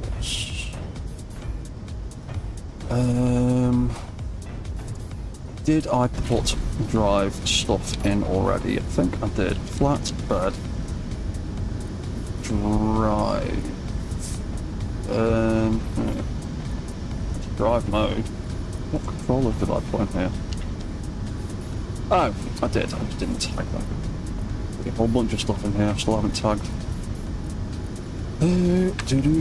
Prefix name, drive controls. Did I do turn? I did do turn. I haven't named it. And I also want to do crab controls as well, so I set up some other controllers so we can strafe in other directions. Oh yeah, right. So before we set up drive control mode, we need to get into those rotors. It's probably going to be easier sorting them out from the cockpit. Where are we? So when I enter drive mode, I want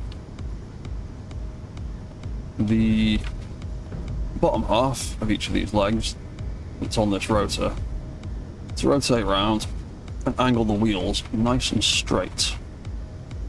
And it's some real simple maths. It's literally just the opposite of whatever this is. So, because I specifically make a point of lining all my zeros up nicely, if this rotor is minus 60, then this one just needs to be set to positive 60, although it's a pain getting in there like that, so we'll do it through the control panel. Foot rotor should be front left, not just regular left, and that should be front right. So we'll do that again. Foot rotors, cool.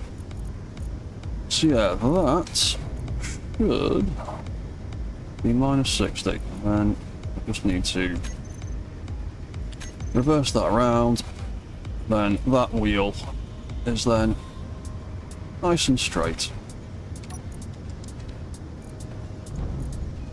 And then we're just going to have a control that flips all of the rotors around. So that wants to be minus 60. Flip that around, lovely. What angles did I set them to? They're 25s, aren't they? Yeah, they're 25s. But mid left would be no,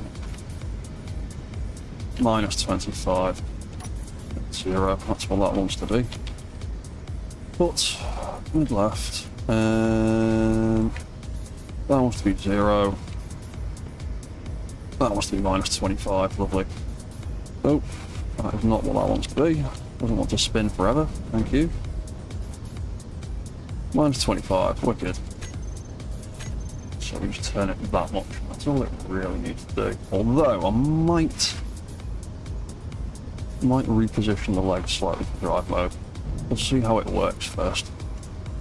And then you be the opposite. You'll be 50 and you'll be 25 on that end.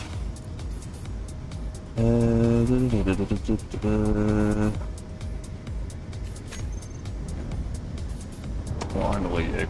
Oh yeah, so you'll be minus 60, the other one will be positive 60. But rear left, minus 60, 0, 0, 60. So now all my feet are lined up lovely. Nope, that's the roof. Yeah, cool, right.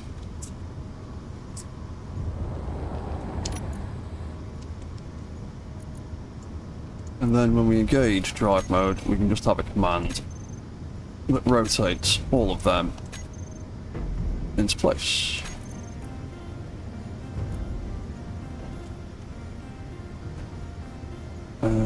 What's doing what velocity though?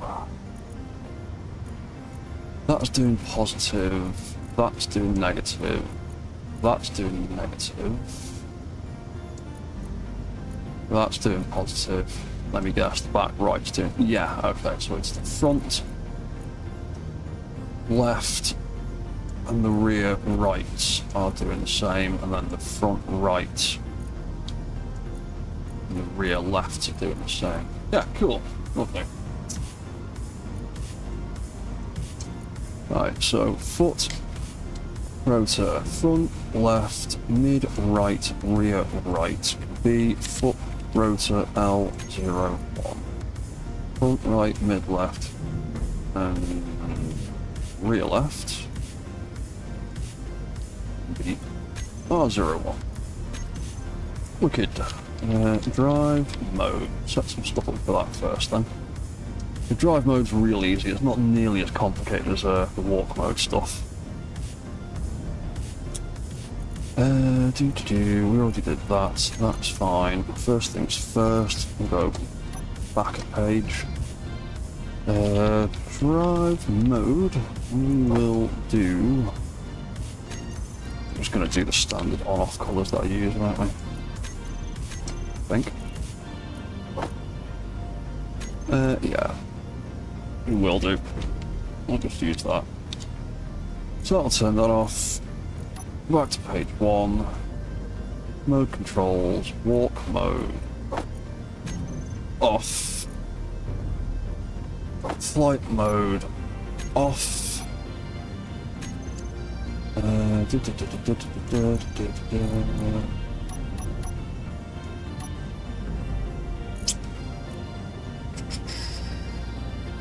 We'll do the leg rotors now, or the foot rotors now, may as well.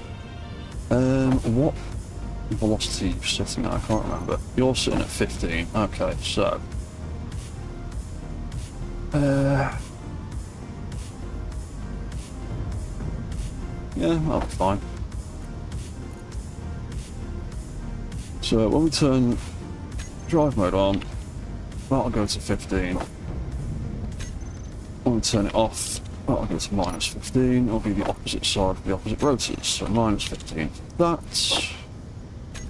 Positive 15 for that. Drive mode button is on the toolbar. Flick it on.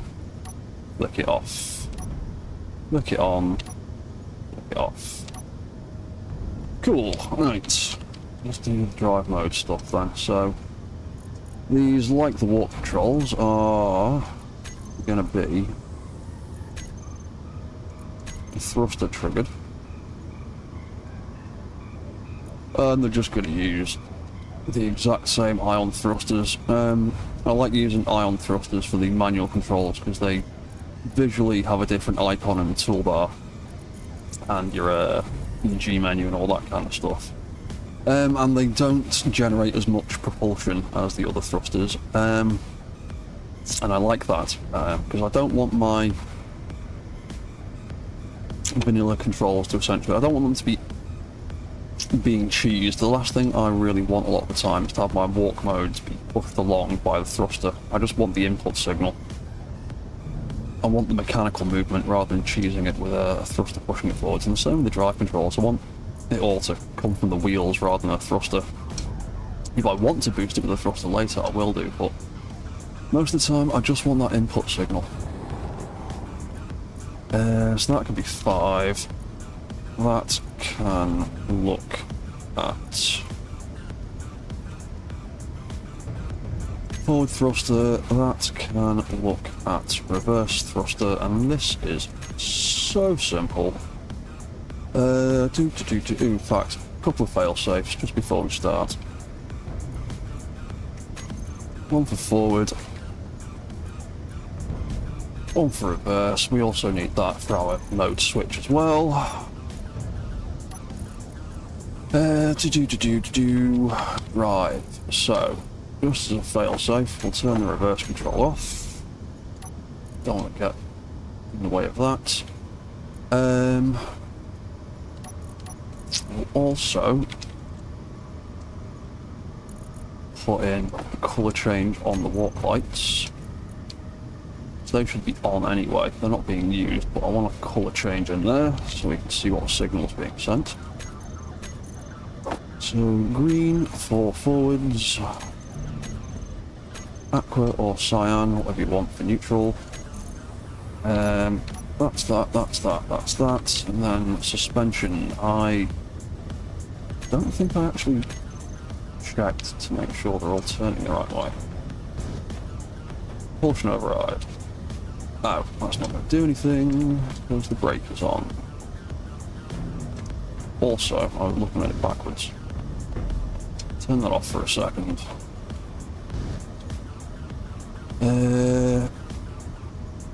Yeah, you're going the wrong way. Invert propulsion on the right hand side, isn't it? Invert is on. Oh, it's already on already. That first one I forgot. Hang on.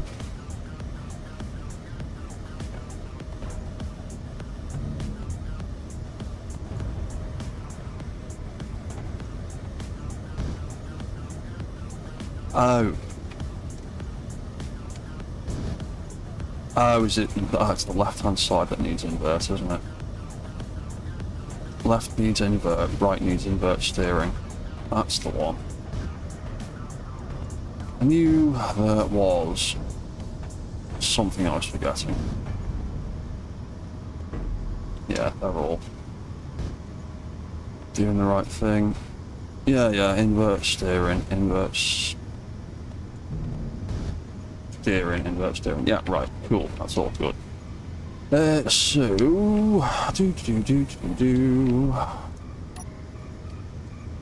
drive, control, forwards, does all that, that does all that, that does all that.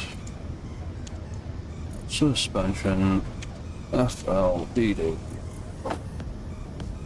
When we trigger that signal, we want to set propulsion override to 100. And when we stop, we want to set it to 0. And we also want to turn the brakes off. Off and on. So now when I get forwards, I've got a forward signal on those wheels and auto braking when I let go of the forward thruster. Cool, that's the forward drive done. How quick and easy that is to do.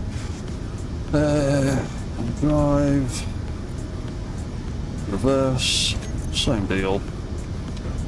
Drive, FL, VD, drive mode forwards, off, on, as a failsafe.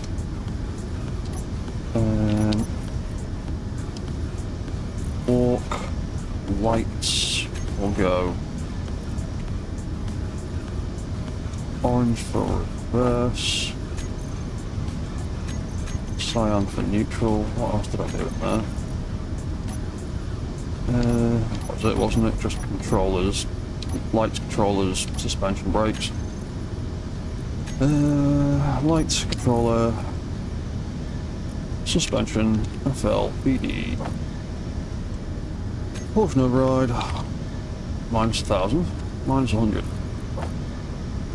Propulsion override, 0, FL, brake, off, on, reverse signal, forward signal. We've got our walk lights up here.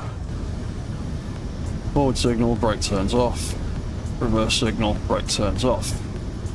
Groovy. Right, now I need turning controls. Well, I've got the controllers in place. I just need the... Ow. I need the triggers. So preferably more thrusters. Where should I put them?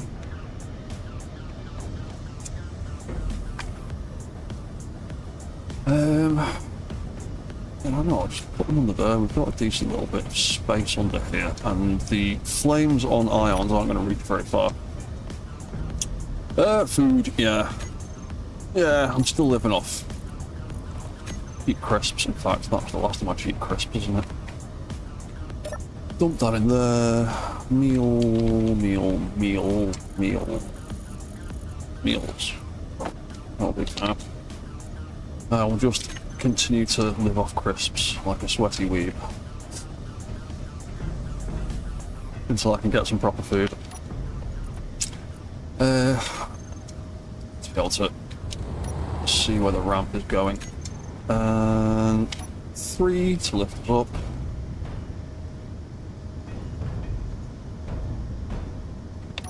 Oh, there's good.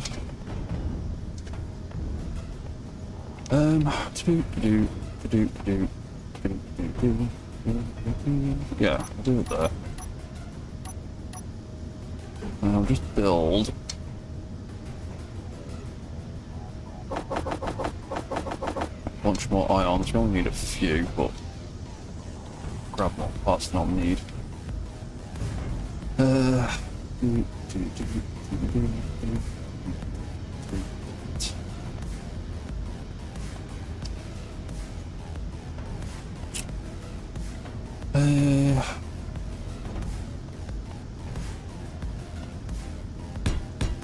Just do it like that.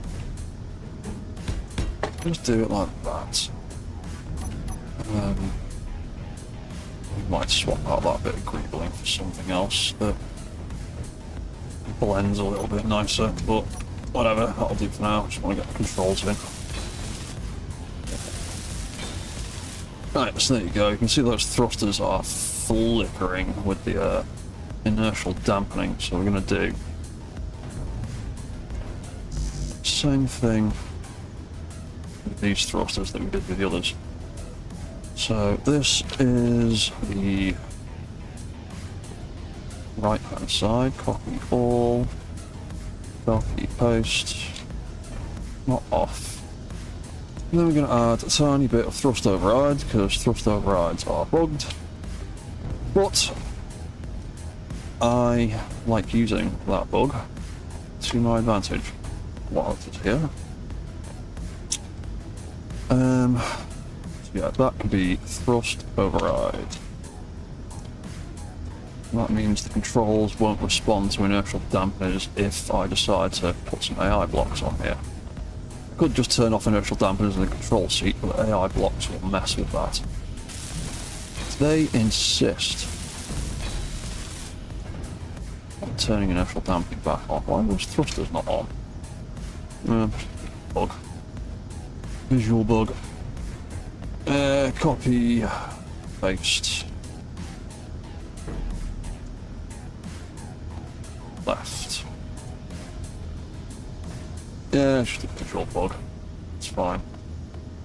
Copy all, copy, paste, override, and then, because of this weird little bug, we'll set this to a slightly different override, because if you have perfectly balanced overrides, you end up back with flickering thrusters again. If you offset them by the tiniest little bit, you don't get that flickering. So that is our left and right controls, but I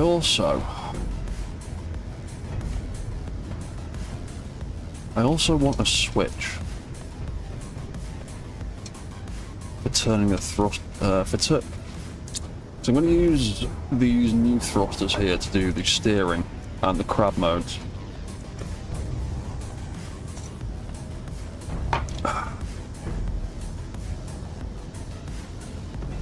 I think I want to control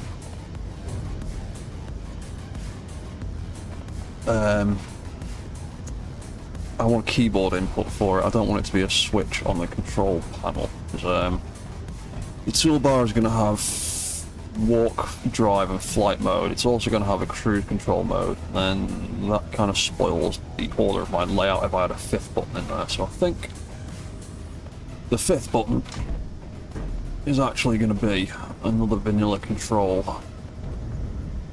So realistically, I want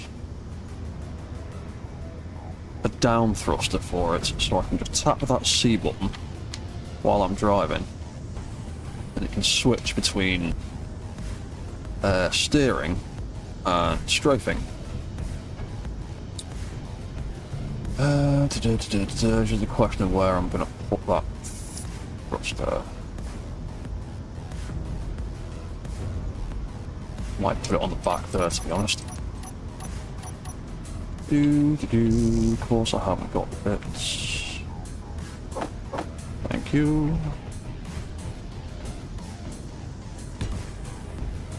Yeah, the platforms I've set up are quite good and quite useful, but sometimes it is also just easier to throw in one of them to get to certain bits. Because otherwise I have to cover the entire floor in pistons and that gets stupid real quick. I'm already considering removing some of these because I don't use them as often as I thought I would do. The one in the middle is super handy though for getting underneath the mechs. Right, so less rambling, more building thrusters. Of course, there's a gap in the spot I want to build it.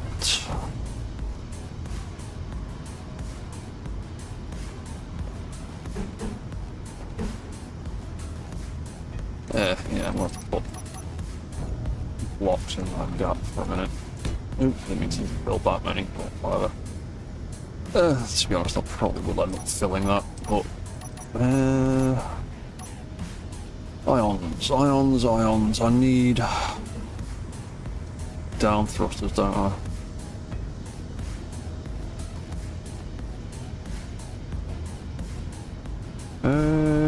Nothing else is going to be back here on these. Yeah, they can just go there for now. Build a pair of them. Can I actually reach? Yes, I can. May as well weld that up for the minute, just for the extra security of it. Yeah. And that can be down control, copy all, copy paste down, override, and then we literally only need to give it the tiniest bit for the bug to work.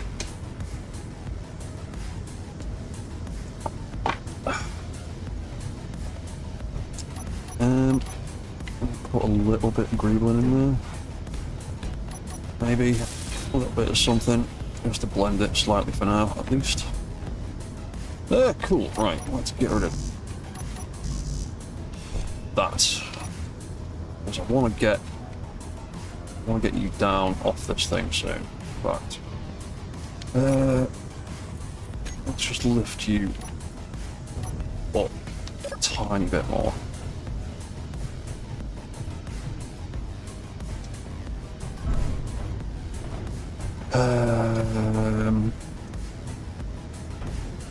Yeah, that should be everything.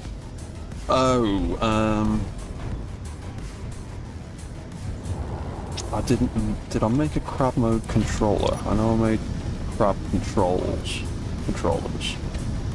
No, I didn't make a crab mode controller.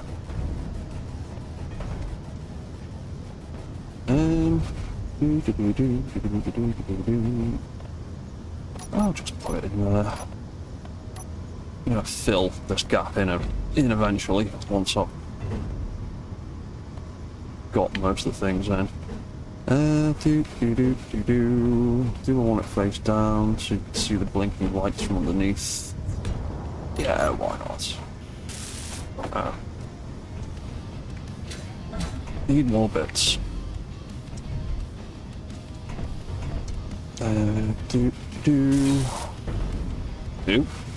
Settle down. Flatbed Mark II controller crab mode. Cool. Right. So, steering controls, much like the driving controls. Oh, hello, Griffin Helix. Hi, what is the name of that crab and does it have lasers? No, it doesn't have lasers at the moment. It is gonna have an assault cannon turret eventually, and it's potentially gonna have some Gatling arms, possibly at the front for helping with drones. At the moment, it is the Flatbed Mark II. It is an upgrade from another mech I've built on this server. It's got a bit more of a asymmetrical design than I'd usually build. Basically, it's going to get used for scrapping things. It's got a piston arm that I need to set up. A crane arm, rather. But hopefully, I'm going to have to pick scrap up, put it onto the flatbed section, and lock stuff down with these landing gears.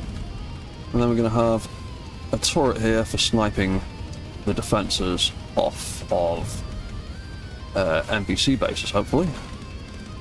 And then some Gatling arms for hopefully dealing with drones that might come and get us, and there's a bunch of other stuff on here.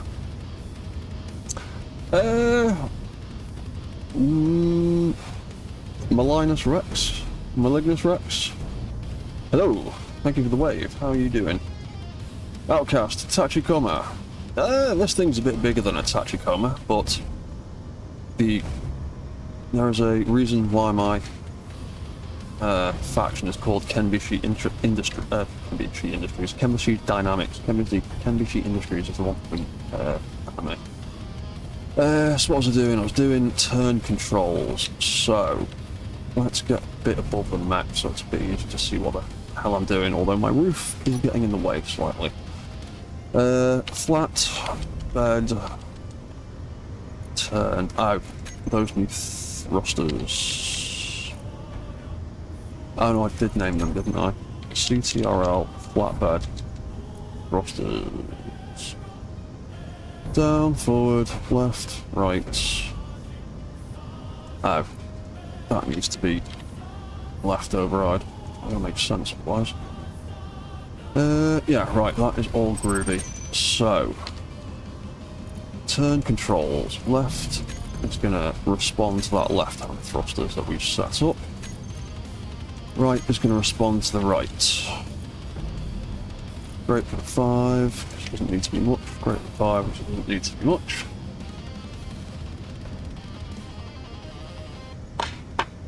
Oh yeah, I know you're aware, Outcast. In fact, if you type /redeem Tachikoma into the chat, Streamlabs should throw a Tachikoma up on the screen. That do it myself.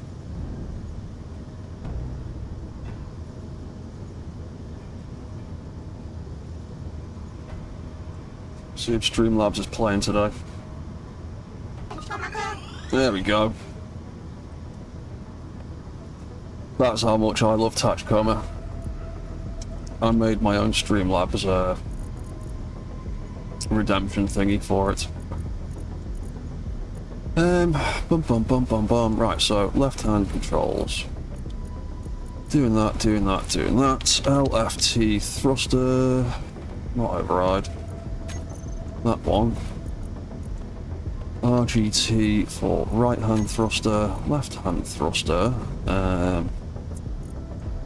We want some fail-safes again, because we don't want to be triggering both thrusters at once. That can do weird stuff. So, left hand, turn, right hand, off, on.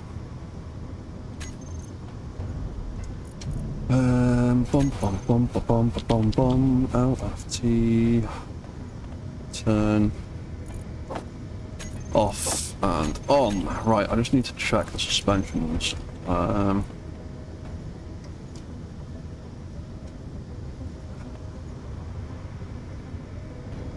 Yeah, because I need to work out what wheels I want to turn in what direction for each control setup. So if we select the whole lot and throw it on 100%, it does weird stuff, so we don't want that. We want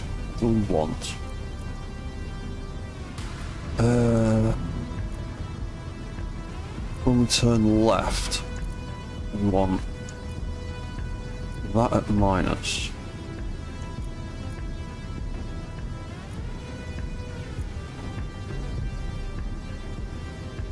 That on positive. Is it going to be that same pattern again? Probably.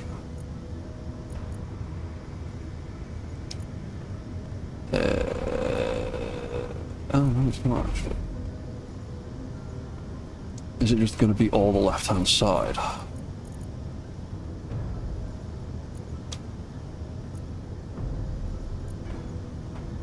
No, because that's crab mode. What are the groups I usually use for steering control?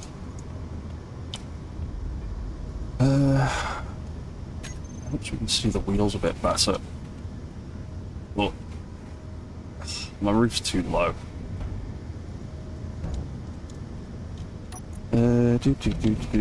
Flat bed suspension.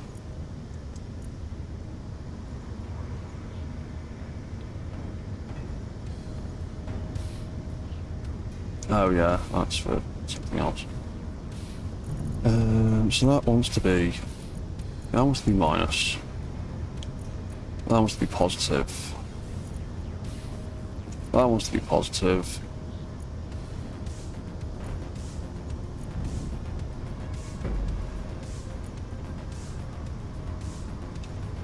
That wants to be minus.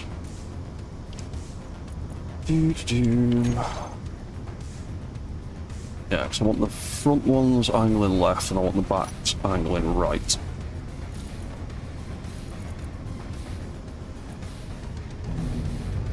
So that'll be minus. That'll be positive. Right, so that's the arrangement I should want for them to turn it. So what was that? Who's doing what? Front left is negative. Front right's positive. Left positive. Oh yes, it is. Yeah.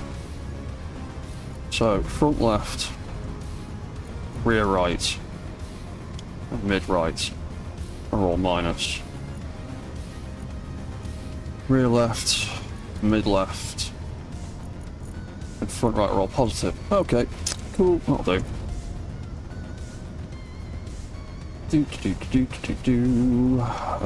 So that one, and that one.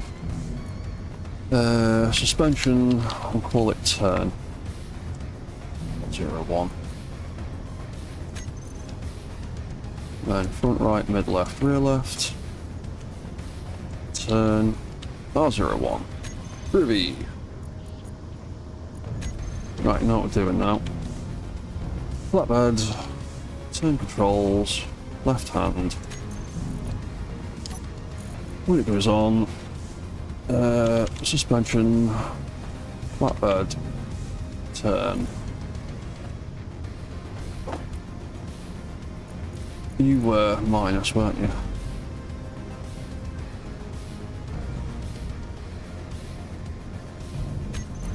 Yes, you were minus. So set steer minus 100. Set steer 0. Oop, that was the wrong button, whatever the hell I did then. Set steer positive 100. Set steer 0. So if I hit that left hand button, now when I hit the left hand thruster, turns all of those wheels. The mech is awkward sized to get it all in frame at once. There we go. You can drive with the forward thruster and we can turn with the left one. So turn right, same deal. FLBD suspension. Turn. When we turn right, we want that to do 100. 0, and we want that to... Where are we? There we go. I'll do minus 100 with that one. With that one, so hit the right hand button, turn that way, hit the left hand button, turn that way.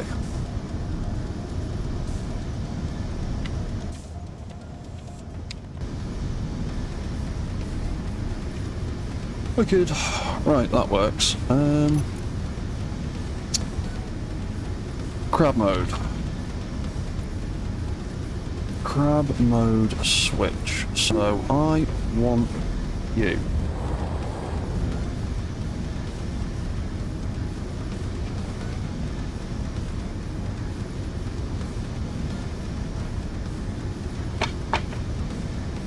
Oh, actually, I want another controller in there. Yeah, I want another controller in there.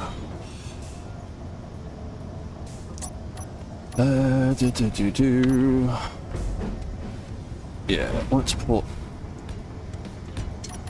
2 of them in there. In case something breaks, we can split the crab mode control up a little bit as a little failsafe.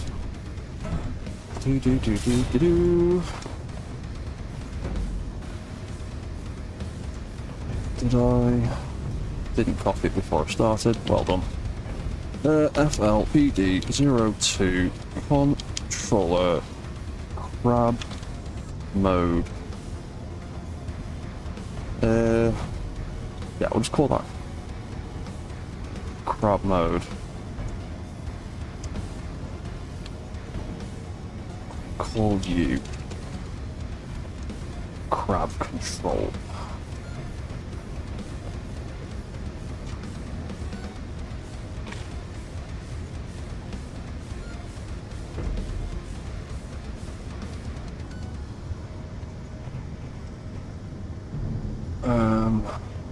Hang on. Yeah. I just need the light. Need the light somewhere that looks not stupid.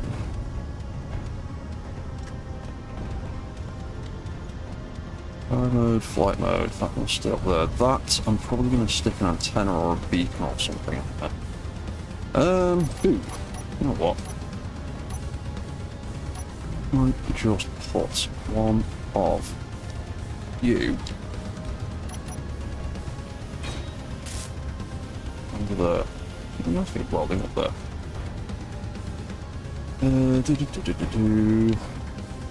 Flatbed. 2. Grab. Mode. Light. That radius down. Oh, left it all the way up on all of them as well. That's why things were glowing too much. That's minimised. That needs minimising, and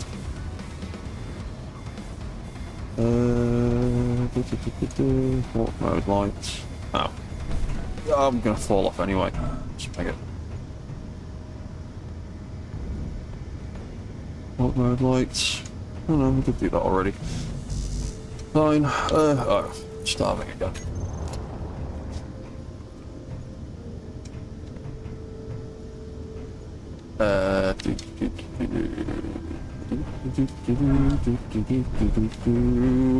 Where the hell are we? Oh yeah. Cool. Right. So we are currently steering like that. It's actually easy to see when we can see the front wheels as well. So yeah, turning like that at the moment. That should turn the Mech. I've also got gyro control on here, and I'm going to need to build a few more gyros. In fact, I need to build the balance control as well, so we'll do that in a minute.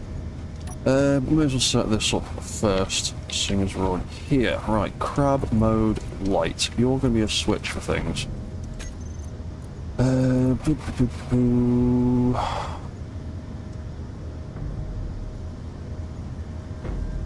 Crab control. You're going to be on when I turn on drive mode, so you don't need to be messed with just yet.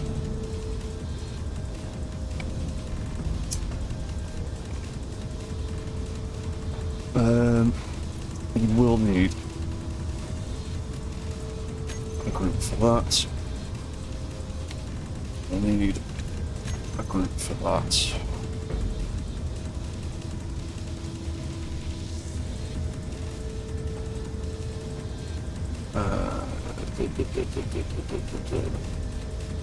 I need to rename that actually, because that's going to get confusing.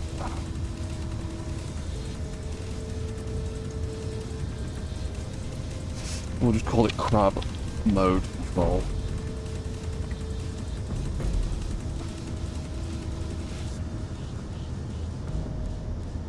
Yeah, so that, and that. Crab mode, you are going to be block switched on and off. What you're going to do, crab mode light is going to be your trigger. Back a step. Crab mode, what we're going to do, what like, what scheme should we do?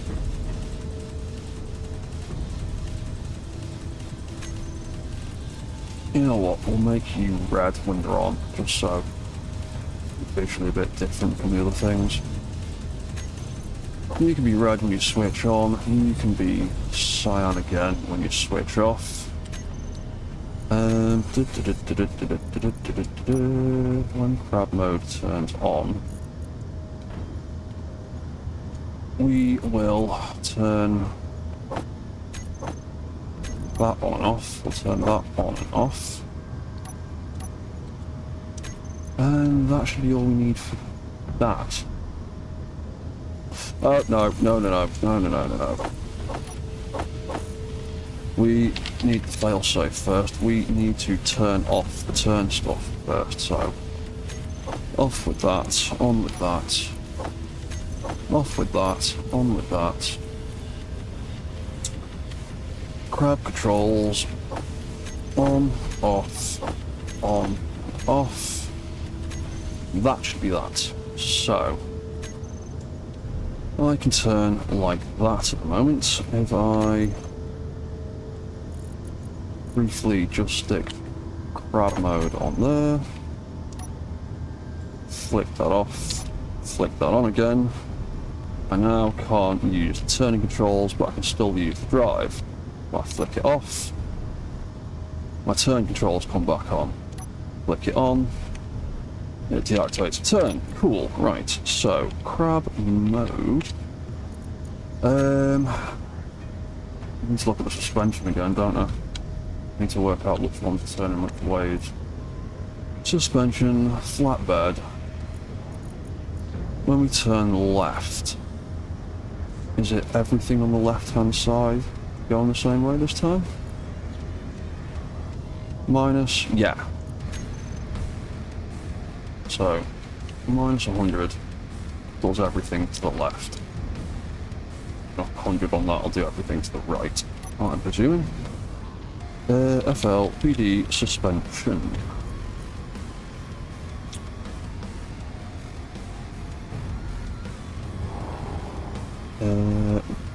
Right, and right. Put that to 100. Yeah, that's the right one. Cool. Okay, so suspension, left, and left. You can be crab L01. Right, and right. You can be crab R01.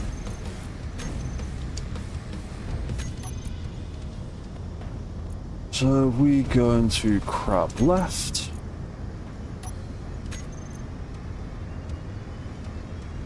Crab left, crab right. Crab left. You are going to be thruster powered. So is the right hand side.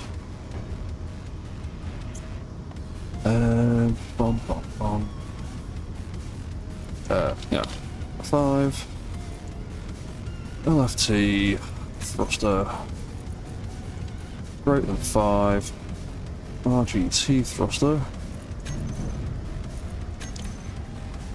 crab control right, off and on. Don't do anything with that.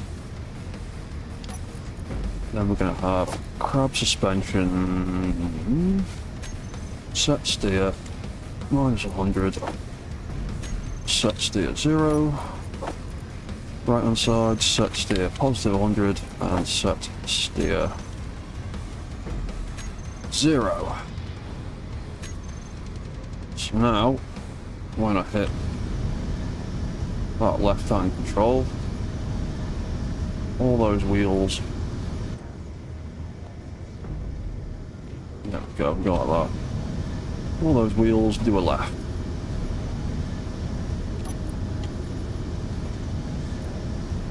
Crab right hand control. Crab, CBI, that's not the word. Off and on. That's fail safe. Set steer +100. Back to 0. Set steer -100 and 0. So now when I hit right, we all go to the right. When I hit left, we all shifty to the left. If I turn that off, I can switch between the two steering modes. Turn it on, I can switch back between the two steering modes. Now I want the toggle control, so I don't have to press that button and I can do it on the fly. So we're going to have crab mode control. We are gonna, what are we gonna do? We're gonna have you set to thrust output. Again, 5%.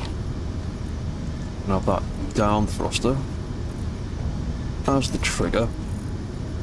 And this is real simple. This is just gonna have that crab mode light on and off toggle. So now, when I tap the C button, you can see that light is switching between the two modes.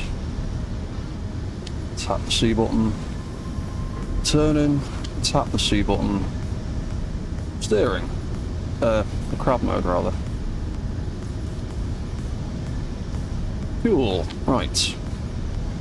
Drive controls, forward and backward. Crab mode. Turn mode, lovely. Is there anything else I need to do before I take this dude down and start doing some testing? What time are we on? We are coming up to 9 o'clock. Alright, so we've got at least another hour of the stream left. That's fine. That is plenty of time to mess about. Sure there was something else I wanted to do. Oh, yeah, I need to tie all of that into the drive mode controller. Right, I'm going to try something with the thrusters.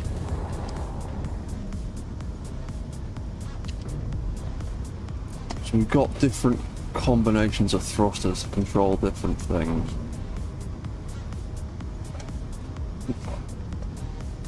So when we're going forwards, and when we're using the walk controls, we only need you.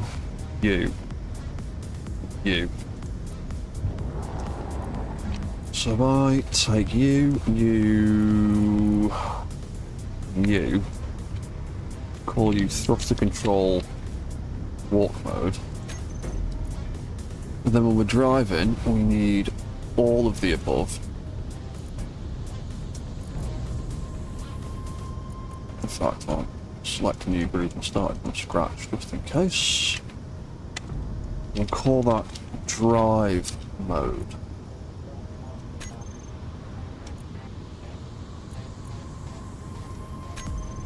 Turn controls. Turn controls. Turn controls. I need all of that stuff to turn off.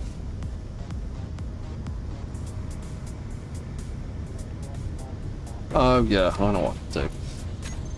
Right, drive mode. We need to get things in the right priority order, which means I need to move some stuff. Oh no, actually it doesn't. No, it doesn't. No, that'll be fine when we turn it. When we turn drive mode off. We want crab mode to go off. That's fine, that can live there. Flight mode, all that stuff, that turns on, that turns off. Crab mode will turn off.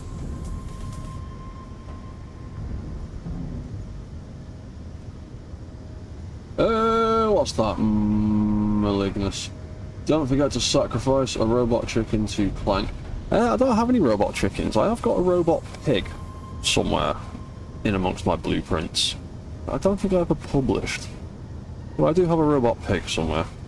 I've got plenty of chicken walkers, but no actual robot chickens.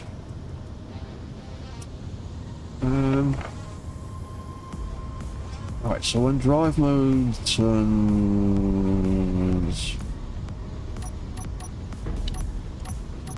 on, I also...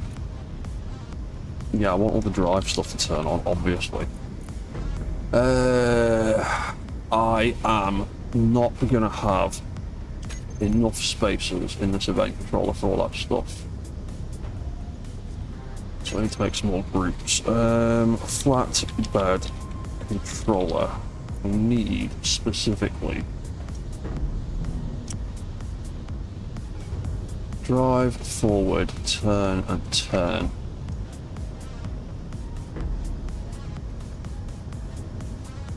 Yeah, I need that. I need drive forward, drive backwards, turn and turn. They can be just drive control. I think. I hope I haven't just overwritten a group now. That can be that. That can be that. Crab mode is going to be handled by the mode switch. So I shouldn't have to do much with that. Drive mode. Drive mode. Drive. Roll? Yeah. So that can turn on.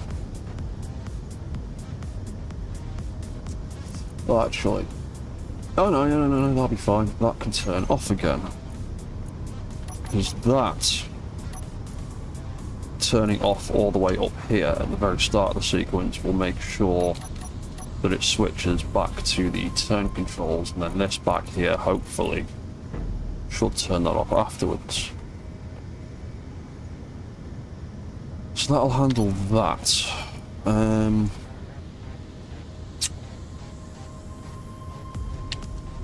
Thruster groups. Control. Thruster, drive. Drive, control, thrusters. If I...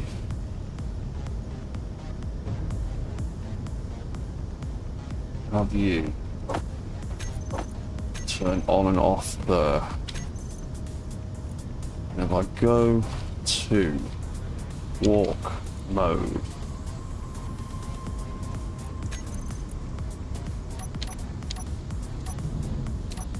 and at the end of your sequence,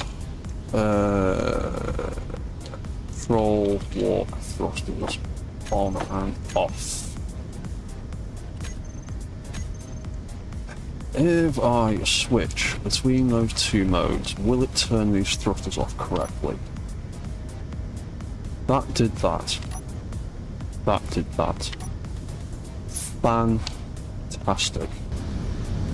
Right, so that means if I flick walk mode, it turns off and on the appropriate controllers. I can't trigger the down thruster because it's not switched on. Beautiful. If I switch to drive mode, turns all that stuff on. Lovely. Then I can drive forwards, drive backwards, turn left, turn right. Can't see me front wheel, so I don't know if that's working properly. Yep, turn left, turn right, hit the C button for crab mode. Leave it in crab mode. Turn it off. Everything resets.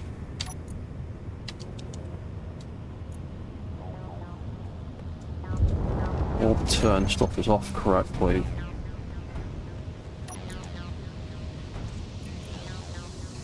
All the crab yeah, all the crab stuff's off correctly. Fantastic. Robot goat. I've got some robot dogs. I've got lots of robot spiders, a couple of robot scorpions. I have a gigantic robot griffin that I never published. Because I started building that around the time that event controllers became a thing. And it was half using script, and then half using a lot of vanilla stuff. And I never ended up publishing it, but Aya and a few other people have seen it. I spawned it on one of their creative server setups a while back. Ooh, I'm getting hungry in that cockpit. Right, okay, I think... Oh, yeah, right, I know what else I needed to build. I also want to sort out those screens as well. While we're here, top center, you can be artificial horizon. I'm gonna give you lovely kind of yellowy kind of colour to go with the industrial vibe and all the hazard stripes. You can be that.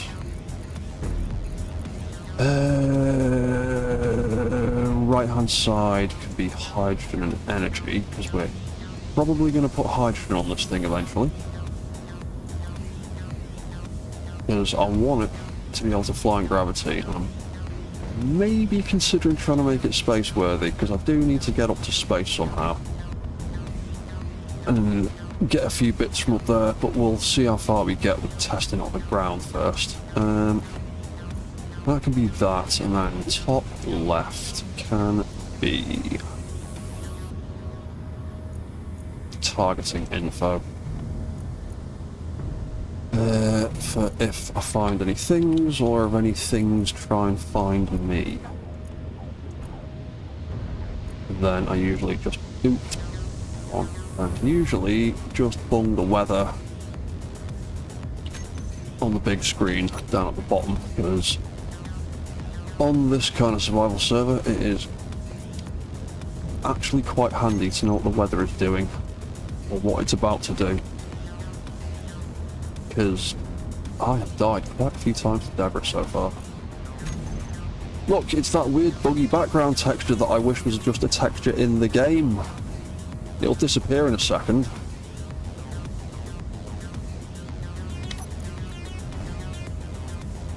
Yeah, I really wish... Yep, there it's gone. I really wish that texture would just hang around. It annoys me that all the apps just have a completely black background, and then that weird texture bugs in occasionally, and I wish it'd stay. Obviously in a different colour, but I like the little grid thing. Right, what else was it I needed to do? Oh yeah, I need more gyro control.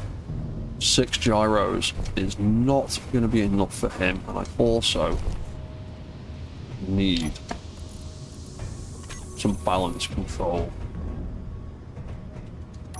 Because I need him to be able to maintain a level when flying, and also not just jiggle about everywhere when he's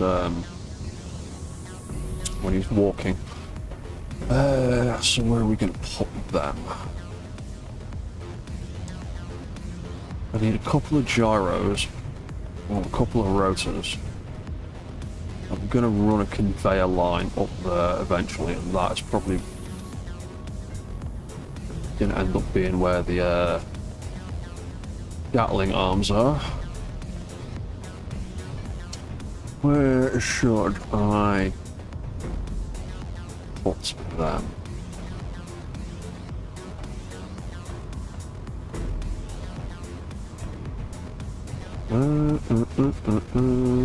Actually, I don't bloody know.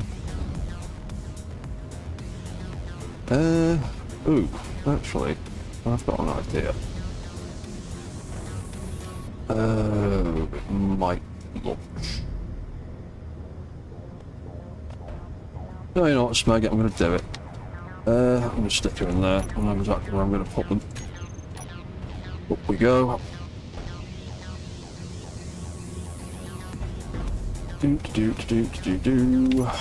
Right. We'll have to set up the flight controls the slightly harder way, but we'll do the flight controls once we know the thing can walk properly. Don't want to get too excited on that front yet. Let's pop you out. Let's pop you out. You're my walk cycle rotor. You can stay where you are. What I need is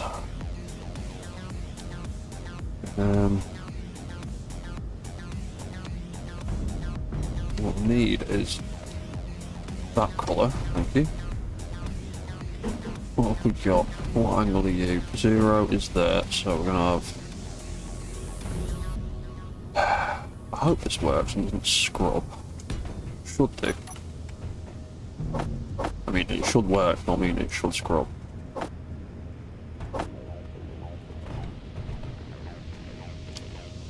Grab a bunch of rotors, bits for a rotor. You can go in there, you can go in there. 2 of them will hopefully be enough for a grid this size. Shouldn't have to go too much bigger. What are we doing here? So here we are doing a bit of torque. Don't actually know if it makes any difference, but it might do, so I'll do it anyway. Full extension, flat bed, 02, gyro, OVR, rotor.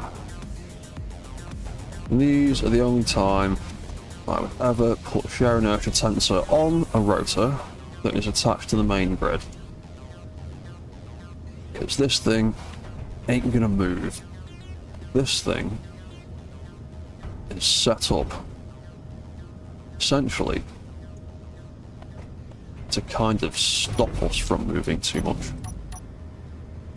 So where are my gyros? There they are. So I pop a couple of gyroscopes onto those rotors, get some bits for them.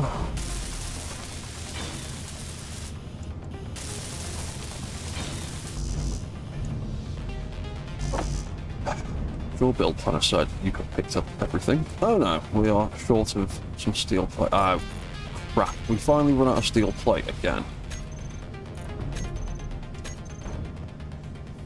Cannot withdraw 5 steel plates. Damn it.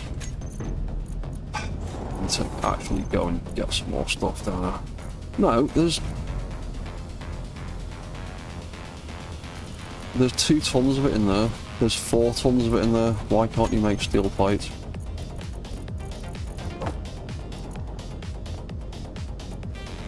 No, because it's set to disassembling, you idiot. So I was breaking stuff down earlier. That's me being stupid.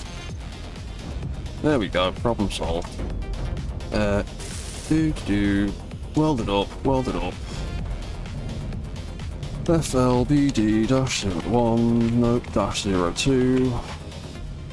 Gyro, override, override, copy, all. Paste. And then those 2 rotors, with that shear inertia tensor and that gyro override, will try and keep the whole grid stable, essentially. Bump, bump, bump. Down we go again.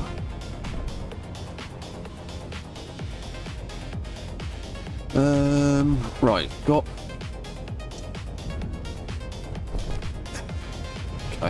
Thank you, server. Right, we have got... There we go.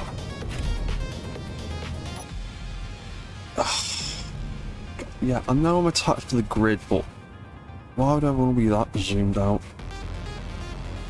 Right, so we have got everything switched off at the minute. I turn walk mode on. I can walk. I turn drive mode on, it switches to drive. If I hit that button, it switches to crab. If I hit that button again, it switches back to steer. If I hit that again, it switches back to walk. If I hit walk again, it turns everything off, including the control thrusters at the back. Lovely. I think we're in a good place to actually test this thing now. Let me just check some suspension settings. Strength is 20. Height offset should be as far down as possible. Speed limit 50. Power 60. Yeah. Oh. No, before I do anything else, I do need a few more gyros, but I also do need another quick little bio break before I go any further, so... I'll be back in a second.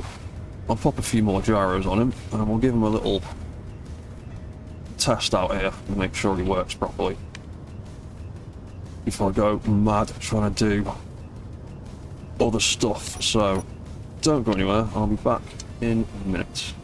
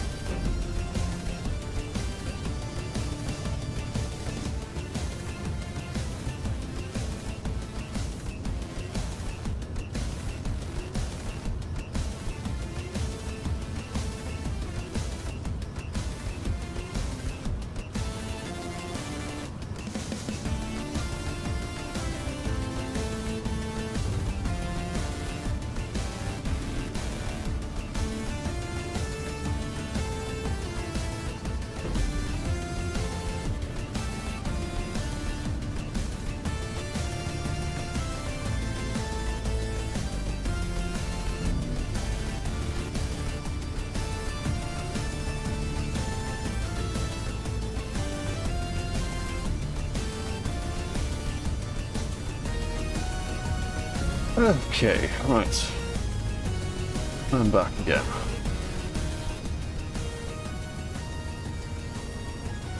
Turn that music back down. So what do we need? We need a few... Well, probably quite a few more gyroscopes. 6 is not going to be enough. Going to be a bit lacking for a guy this size. Let's just build another little batch on this slab here. I've really been enjoying building stuff with these floor slabs. They make quite a good sort of like template piece for doing big stuff. Basically just made a row of them all separated by beam blocks so I can put in conveyor lines for stuff where I'm going to need them, because that turret, though, what is going to be a turret eventually, is kind of plugged in at the moment, and I'm considering putting a whole bunch of small hydros on here and maybe some hydro tanks at the back.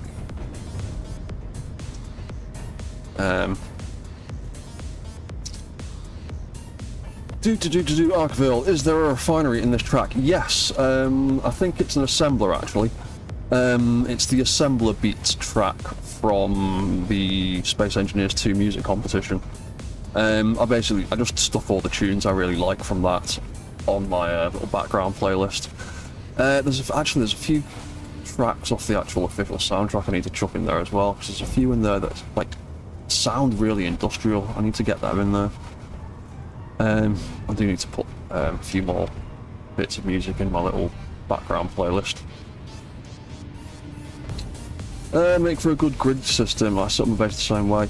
Yeah, I really like these floor slabs for building mechs at the moment. I started doing it. I literally only started doing it on this server when I was building the forklift.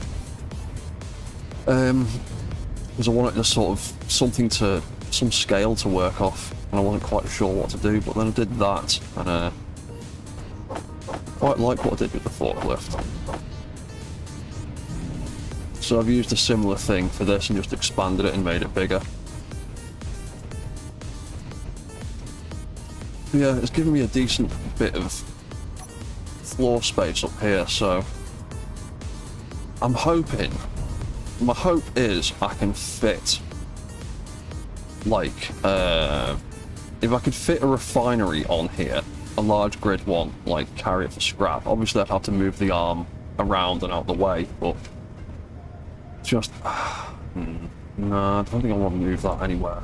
But yeah, I could swing the arm out of the way. But the plan is to try and get something about that size, hopefully, up on this thing and be able to carry it. Well, that is the plan. Whether that actually works or not is a different matter entirely.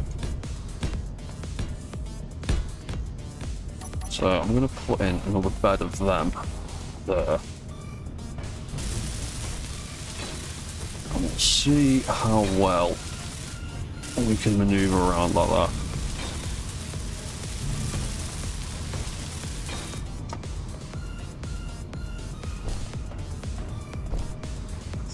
Stop. Let me out. Thank you.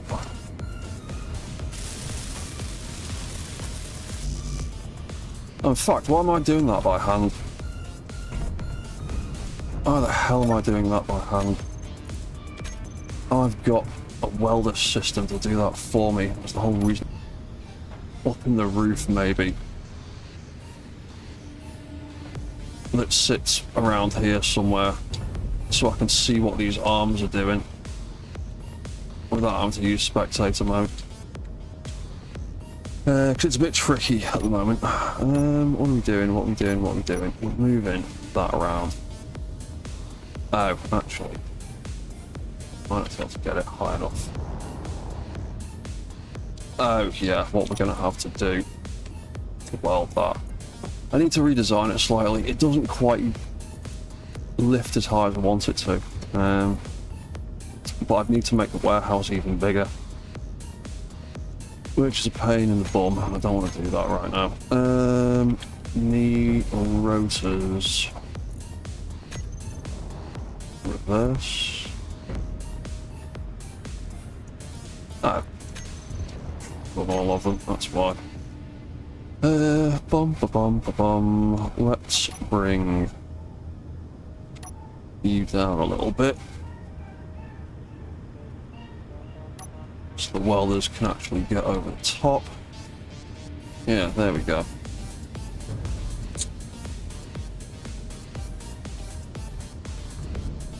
What's that, Kenneth? Pistons to literally raise the roof. Yeah, I mean, that is entirely feasible.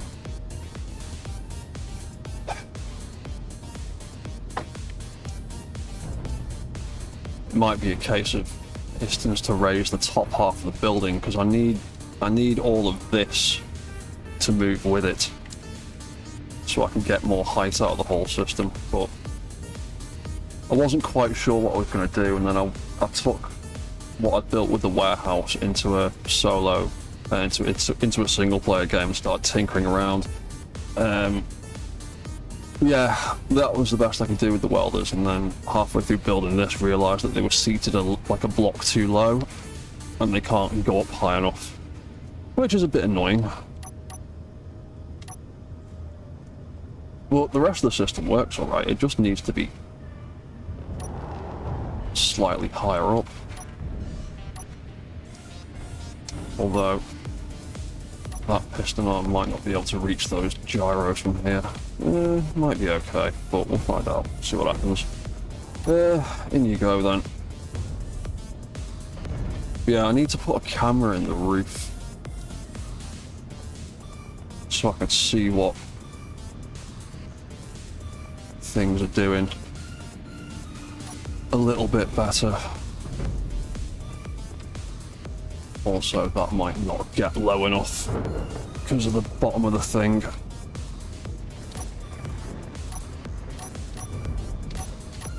Yeah, that's not going to get low enough, is it? No. I welded some of it. Well, it's welding bits of it. Am I missing stuff?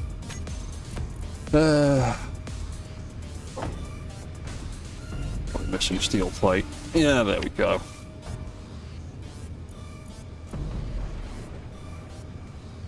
Can we reach that middle one, or is that just a little bit too far away? Oh no, there we go.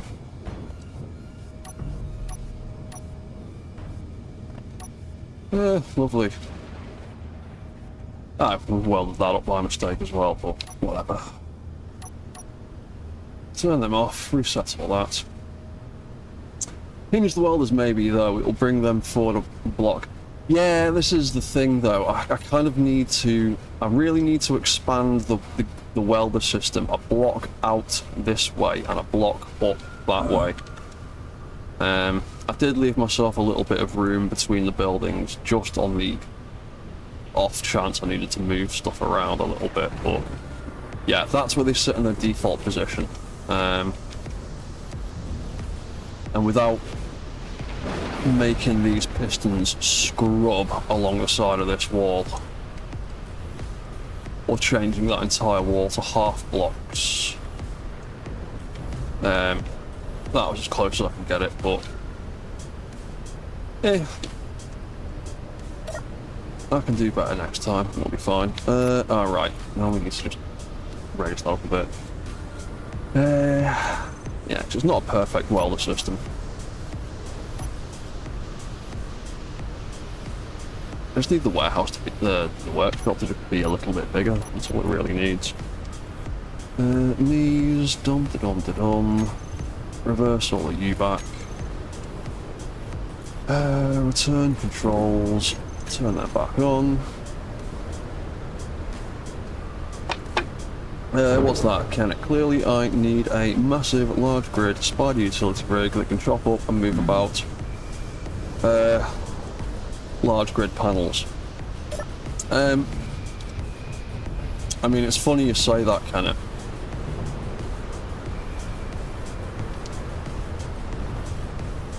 It is an ongoing project. I mean, I need a spaceship. I need to be able to get up into space, but there's no rule that says my spaceship can't have legs as well.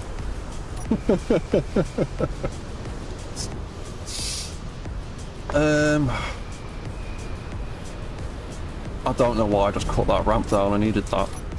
Oh, shh. Sugar radiation, didn't notice.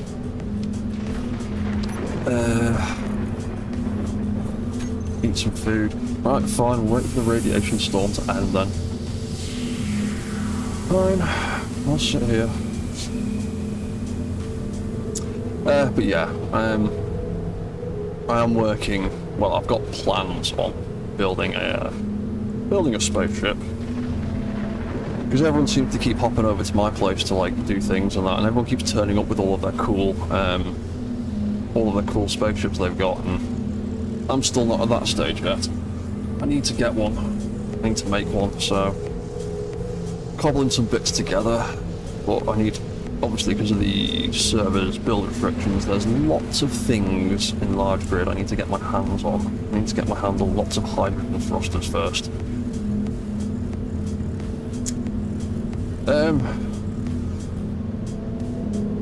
Yeah, I'm jealous. Everyone keeps turning up mine with cool spaceships, and I'm still stuck planet side at the moment. But hopefully I might be able to eke this guy out into space with enough hydrogen on him.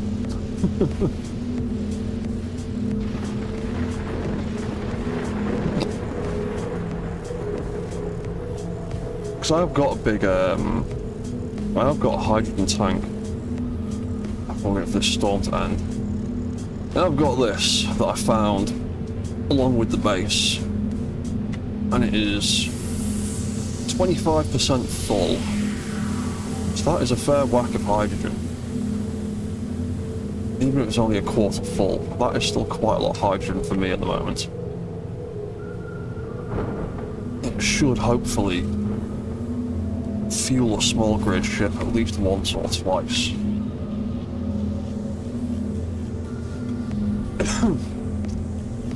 Could probably catch your eye with some of the other players. It'd be cool to see how interacted with others in the stream. Yeah, it would. It's just generally about. It's generally a case of who's on at what time and doing what thing. Yeah, it probably would be cool to hop on someone else's ship and do some stuff. I do need to get my own eventually, but yeah, I've built like. I got that far, ran out of resources, and then realised, oh yeah, I need gyros, I need engines, I need back, or I can get that thing in remotely working yet.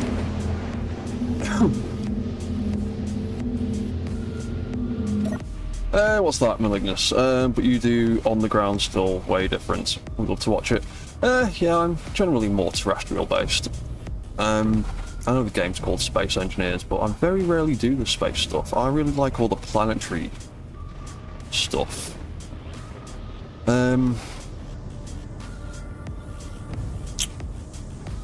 Smeg it, let's test it. You can always bum with me if needed. Yeah, I might have to do that at some point. I mean, I need to formulate a plan of why I actually need to go up to space. I just need to get scrap and things to make bigger ships. Well, I need to get scrap to finish off our current big ship. Get that space-worthy. Let's get rid of you. Let's jump up here. Yeah, I think we're good to give it a test ride or a test run. Can't see a bloody thing. I need to put some cameras in here, maybe. Control that from here. Let's bring you down. So your wheels are actually touching the floor. Fantastic.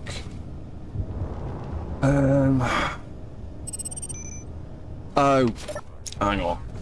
I need to unmerge you. There's a merge block connecting you at the bottom. Oh, actually, yeah, before I go any further, I need to actually make a way of getting up onto the mech from ground level. No. Did I accidentally build that earlier? 15 minutes, 800 meters. Right, let's get this fixed. I want to try and go over and grab that maybe as a little test run.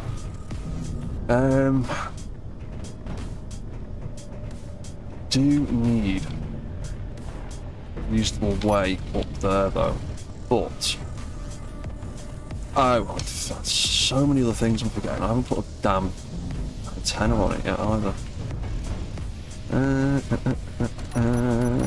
Really wish. Keep saying this, but I really wish that we had a small grid variant of this antenna. This antenna looks sweet, but when we got that, we got. Oh no, we didn't even get that because we've got the parabolic antenna in large grid as well. I really want a small grid version of that cool looking antenna, because that is just a bit of an outdated model compared to the other stuff, and that can fit in places, but it doesn't look as cool, whereas that that other big one. That one looks sweet. And that would be the perfect little thing. If that was like 2 blocks high, that would be like the perfect little antenna for Tachikoma builds. Darian Mograine?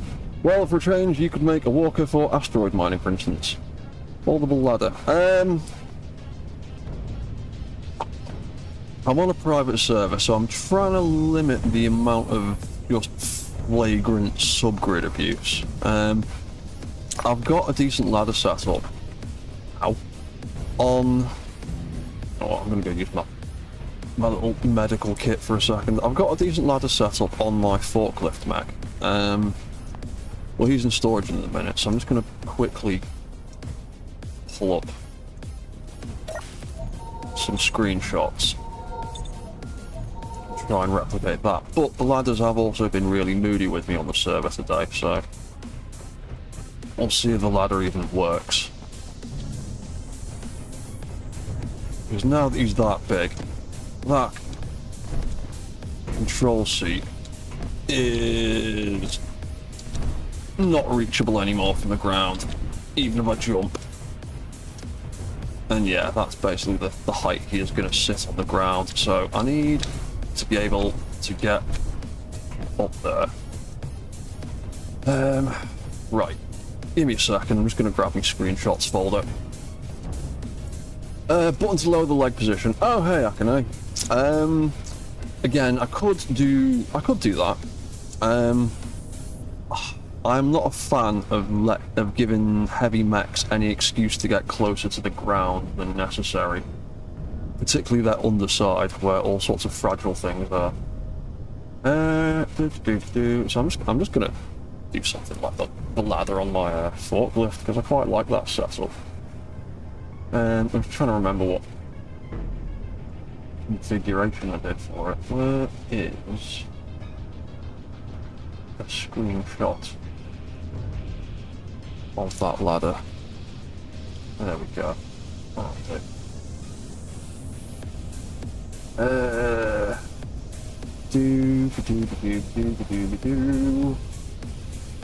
so we mounted that there. That was a reasonable height. That was reachable from there. So that ladder was... Where's my ladders gone? They are there. Let's grab the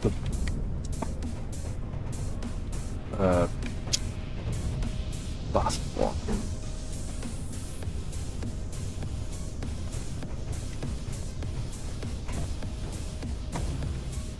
So that ladder in the screenshot's about there, isn't it? Can't reach from that angle. And that leg's in a irritating place. You know what? Let's just flip you forward a bit, but that's not going to work because you are pushing down the floor. There we go.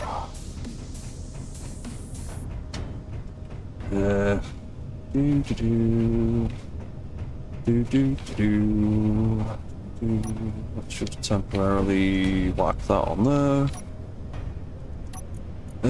Control, what on platform am I on? I'm on the back right one. That's where I am.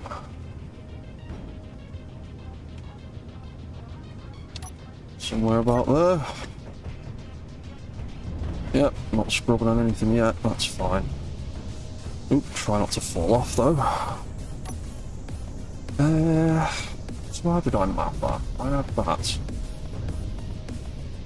Oh, I had it another. Did I just have that there?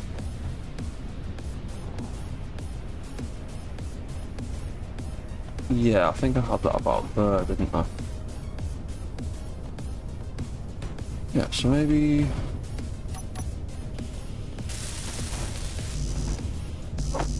Maybe grab some bits. Can I... Nope, of course I can't reach that from there.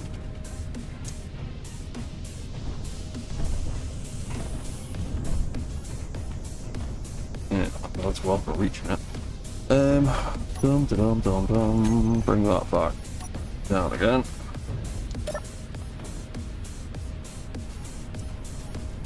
Need to weld up that floor.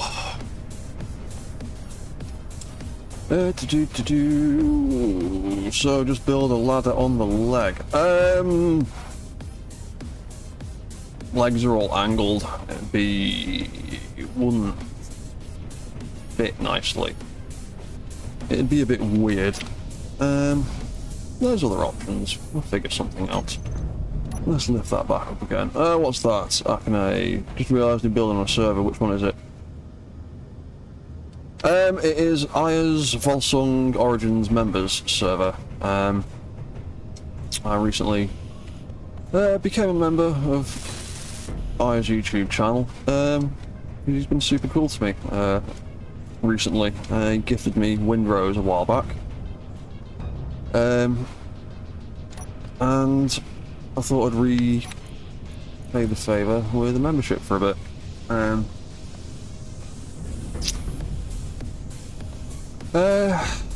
And yeah, obviously, being a member of Aegirs' YouTube channel gives me access to the private server that him and everyone else plays on.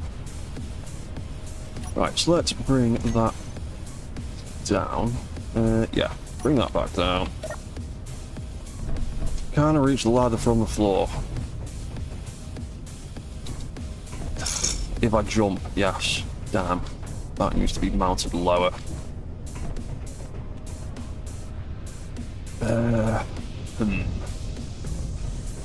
So I was hoping to maybe squeeze some hydrogens in here.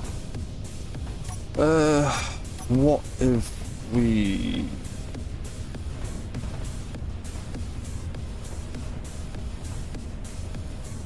That will absolutely get in the way of the leg. Maybe if I mount it higher and stick another ladder section on the bottom. Or maybe if I mount it lower. Let's try that again then. Actually, I can't see what I'm doing. I need to watch out for that back leg there, don't I? Up we go. Yeah, about there or two. Does the ladder even work? It's jiggling me about, but that is because it is freaking out on there. The ladder on my forklift works perfectly. It has no issue at all. But I'm also going to put a platform underneath it, so even if it does throw me off, I'll have something to land on. But yeah, I just need to find the right position for that ladder. So yeah, I don't want anything to scrub on that leg as the leg's moving around. Let's pop back up again.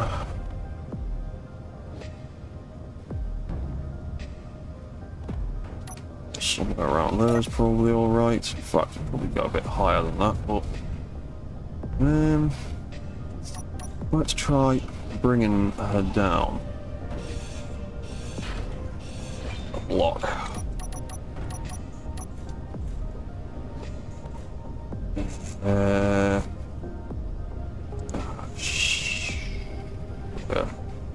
Yeah, the mountain point's in the bloody middle, isn't it?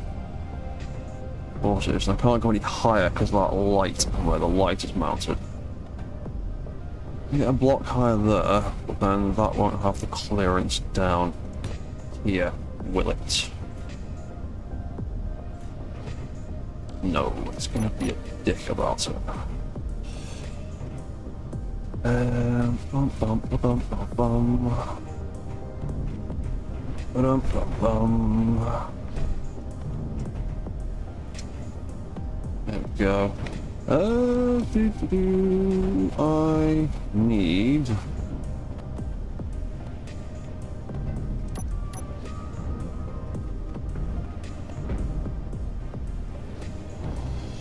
need a connection point here, don't I? That's what I need. Need an actual thing to join onto there.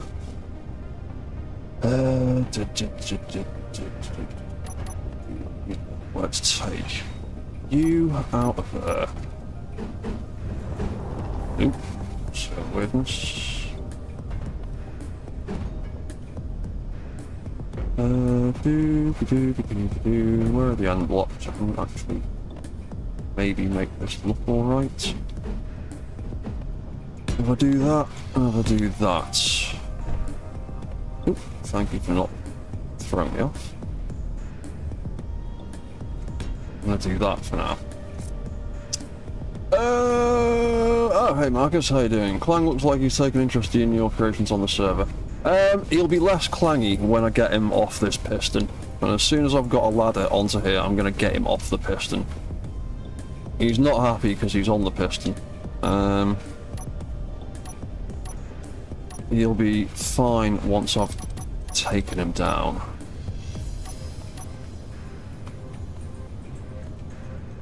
Yeah, so I need that connection point there, don't I? That looks boxy and crap though, so let's take that. Let's take that out for a second. Let's take that out for a second. Let's reconfigure that a little bit. If I do that, and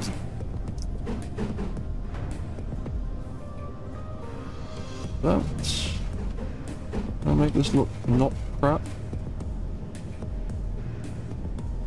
Yeah, I think I'll do that. And then fall off. Lovely. Right, so I figured out what I was going to do. Yeah.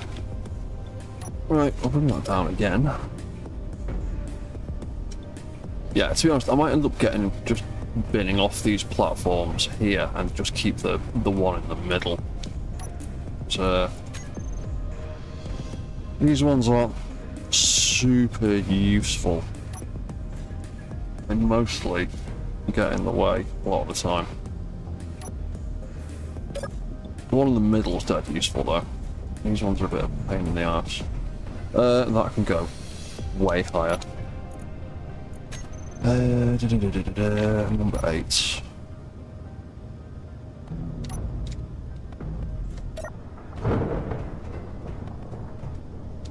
So what was I going to do there? I was going to use end block on that, wasn't I? Yeah, put an end block in there. That should blend it a little bit better. Looks less boxy and crap. That one's too high. That's where we had it. That one's a little bit lower. Right. Can we reach that ladder from the floor? No, we still can't, but we can if we jump. Ugh. Hoping to be able to reach that from the ground. So yeah, I can reach the ladder on the forklift from the ground. Yeah, that's still a little bit too high. I'll bring it down much lower than that. Any platform I build on the bottom of it might scrub on the legs. The server still doesn't like me trying to reposition the camera. Stop that, please. Radiation warning. Yes, thank you for that. Your grid is slightly lifted, so it'll be lower. No, it's only very slightly lifted. And I wish I hadn't jumped off that. Ugh, I'm gonna have to jump inside and get out the radiation in a second. Whatever. So yeah, I'm gonna... The plan is, I want... Find the right bloody angle. Basically want a little platform on the bottom of it like that. But yeah, if I bring that down on the block, it's going to scrub on that. It's not as effectively as low as I can get that ladder realistically. I'll just have to jump to get on it, and then if it throws me off, I'll land on that platform like so. And I'm going to make part of it out of grills so I can aim through. Yeah, it'll just have to be that. Quickly get out the radiation with 1 point to spare.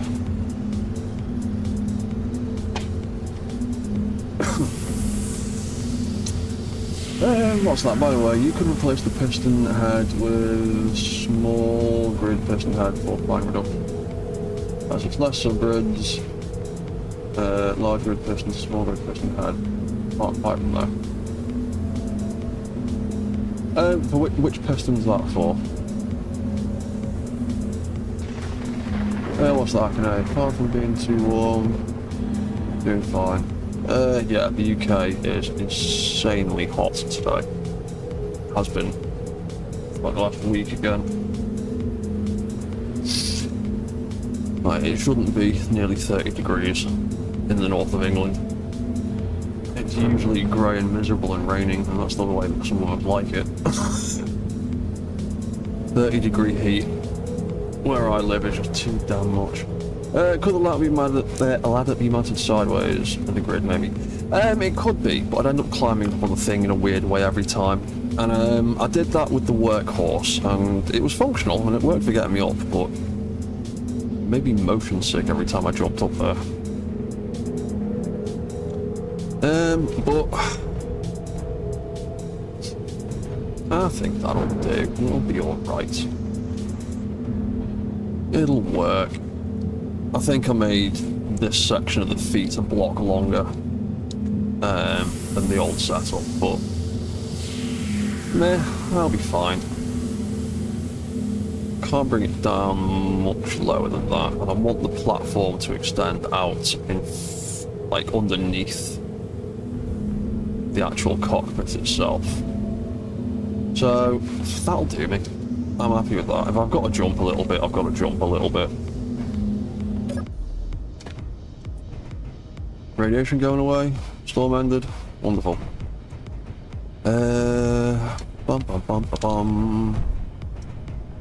Right, so what I want to do is I'm just going to have the ladder like that. That will do me for the ladder.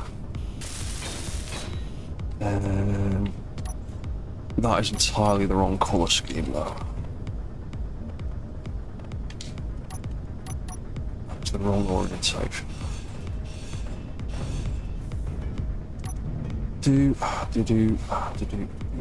Yeah, because I could move the ladder out further back, but I want to see if I can get some large hydros into this space between the legs, maybe. So I'm kind of earmarking that for other stuff. What are we on? 10 to 10. I'll do a little bit longer tonight than I normally would. Because I've been mostly waffling and trying to get this thing built. I've not actually tested it on stream for anybody to see yet. Oh gosh, that's just got away. That's a really awkward angle. I need to get around to that. Let's try this way. Oop, that was my thruster, not my crouch button. Can I get to there, please? Thank you. Lovely. Yeah, I want that to stick out about there. That'll do. Yeah. Come on. Weld the thing. Thank you. Weld the thing. That's it. You welded the thing. Good boy. After that, I've got them on the... I do have them on the toolbar already, but... need girders.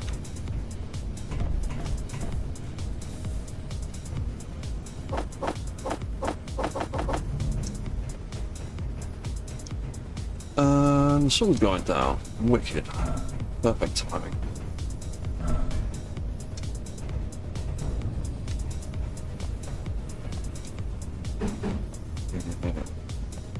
Hitbox, that ladder's gonna get completely in the way, isn't it? Yes, it is. Do it down here instead. There you go, that's a little bit better. Where do I want the grills to go? I think going that way.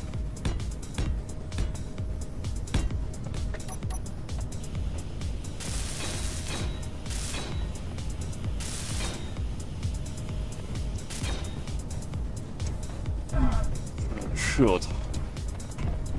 Yeah, still be able to aim the ladder through that. Land on there. And have something to stand on. Yeah, that'll do. And then from there, I can reach that. Wicked. That'll do. Not screwing around with it anymore. Bum, bum, bum, bum. Let's drop that back in. That can go off there.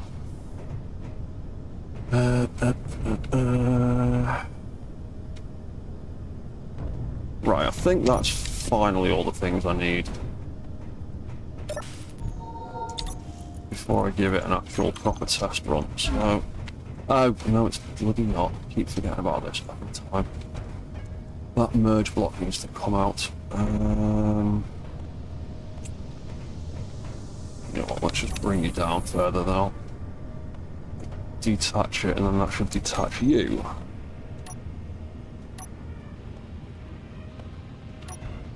That's the wrong button. That's the correct button. Right. You're sitting on your suspension, you're detached, you are off.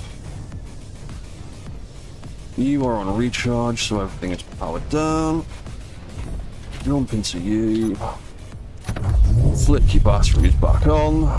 Wonderful. Let's drive out of here. Although one of those suspensions is now doing weird stuff. What are you doing? Why are you misbehaving?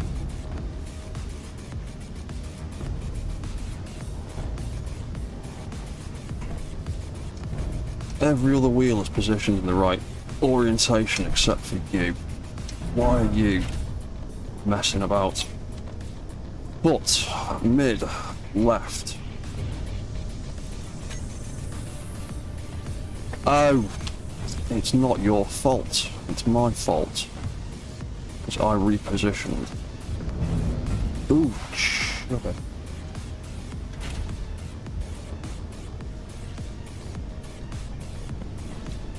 There we go. Yeah.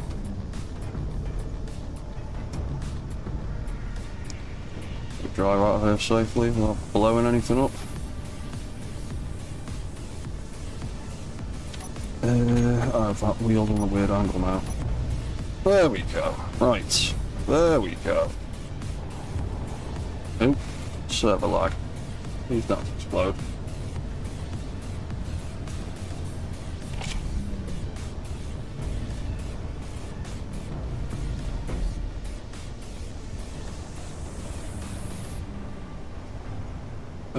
Oh yeah, we need some lights, don't we?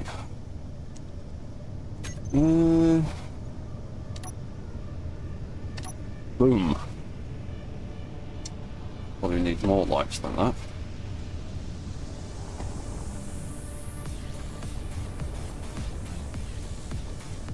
There's a bit of gyro control. Oh yeah. Another thing for drive mode that we need to do. Override gyros. Let's turn you off when we do drive mode.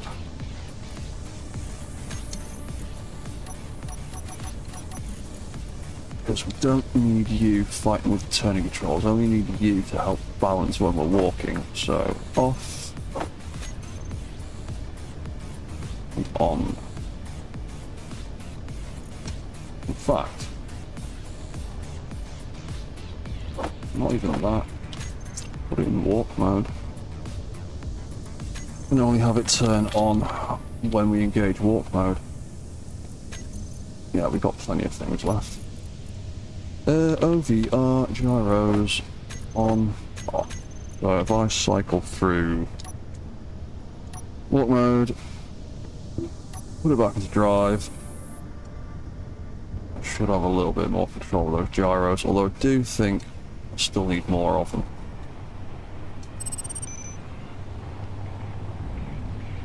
Well, we can drive, and the wheels do help turn it a bit, but the stance is quite wide.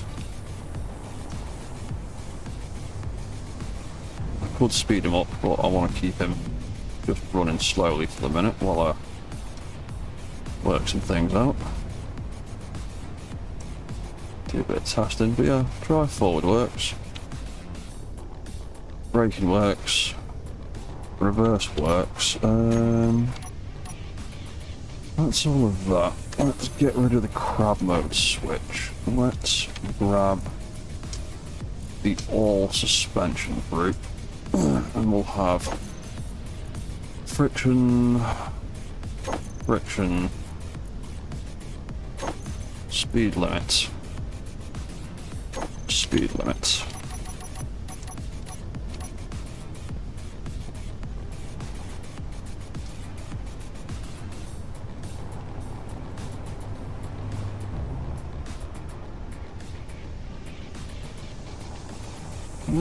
Driving around, not too bad. Maybe a little bit more power in the wheels.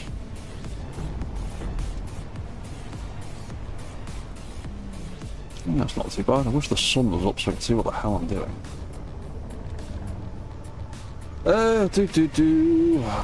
Parking brake. The brake auto kicks in when that red light turns on, so that is all working properly. Let's jump down to the floor. Although that ladder is awkward to reach when we're in drive mode, that's good.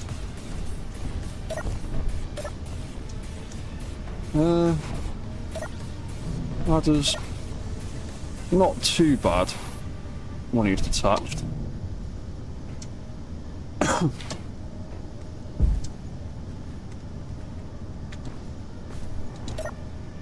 But yeah, just about reach it. And jump back into there. Click on walk mode.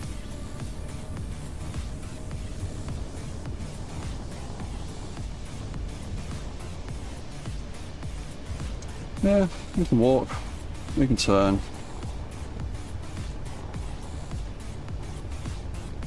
I think those legs need a little bit more power though.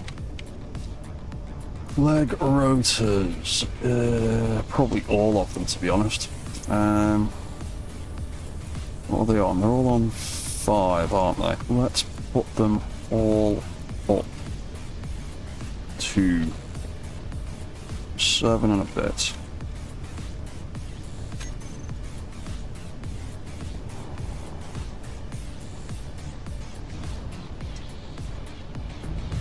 God, it'd be easier if the sun was up. Right, so the override rotors are on. That is fine.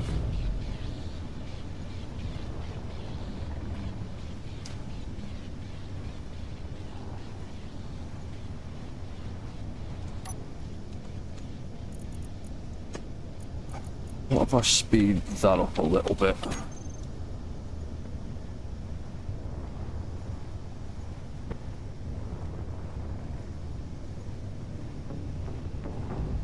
Yeah, that's not too bad for a walk speed. I mean, he's not really going to do a whole lot of walking. Right, so we can get up to about 5 or 6 like that. What if we adjust the suspension angle a little bit more? What if I whack that up to 40? Or to max? Does it make him go faster? Does it make him go slower? There, he's getting up to like 7 or 8 there. With that steering angle.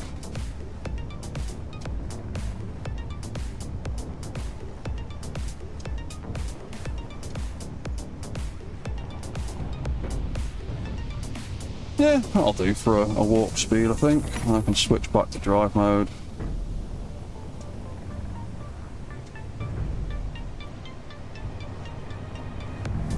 You can drive around, I can steer a bit with the gyros. And also turn with the suspension. Still thinking I might reposition the middle legs a bit and have them seated a little bit further back. I feel like something's sitting at the wrong angle. Pulling slightly to the left, or to the right rather. To check some of the angles on the legs. Then we can tap that. And that way we can do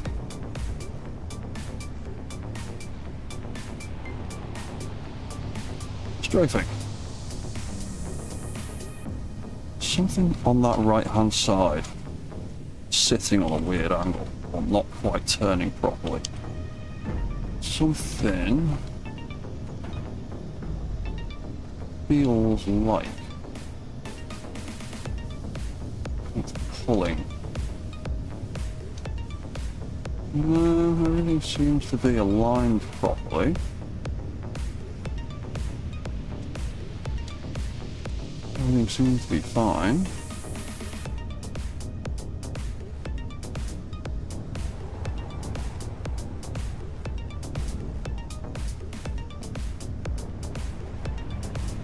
Yeah, maybe it's the way the subgrids are interacting with the voxels.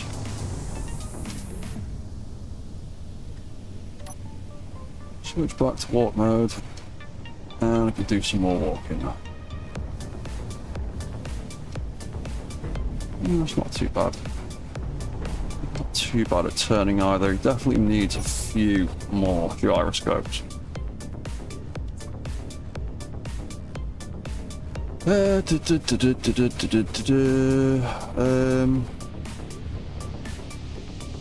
From here it looks a bit like it doesn't grab the terrain that well. It'll be easy to see once the sun comes up, it'll be easier to see.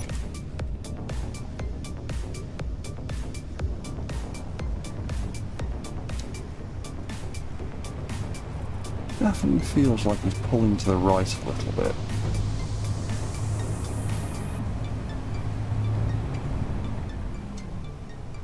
That might just be subgrid weirdness though.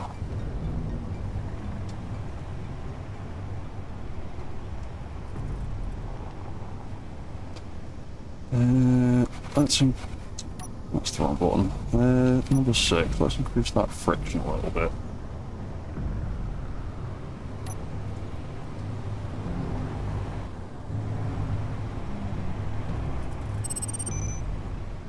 And he is quite chunky. He's nearly 130 tons.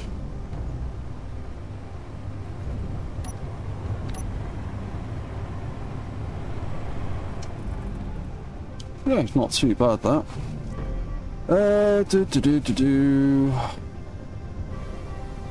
Ooh, got messages there. Plant a spotlight on the ceiling of the workshop and you can probably set it to track your target by controlling... Oh, actually, that's a good idea. Just putting like a searchlight or something in the roof.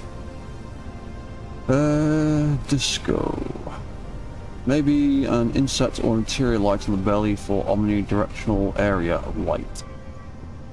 Yeah, that might be a good idea actually. Something underneath. I do usually put, get rid of that nonsense now.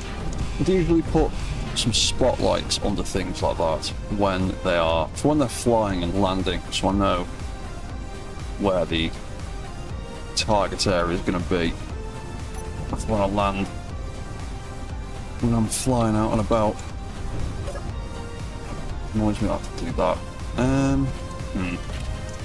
There is an air vent on here that I've not set up though, that I've just remembered about. Blackbird number 2. Air vent, depressurize. You can provide me with oxygen. There you go, and that should fill up my tanks. Wicked. Does the crane on the right add a lot of weight? It probably does add a fair bit of weight to the right hand side, and that is probably the main contributing factor. Centre of mass. What is your centre of mass like? Oh,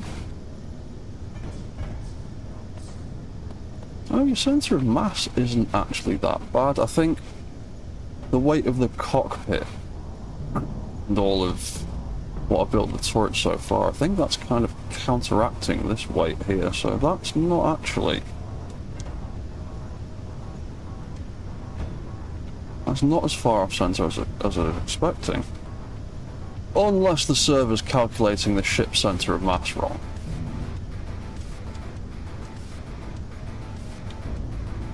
Well, it doesn't look too bad.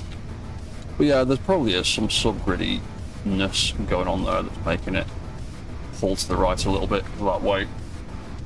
But I need to build the assault cannon turret at some point as well, so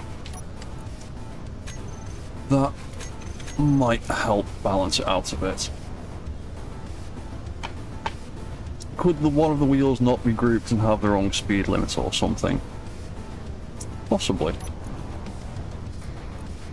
All the drive control, though, is actually just them.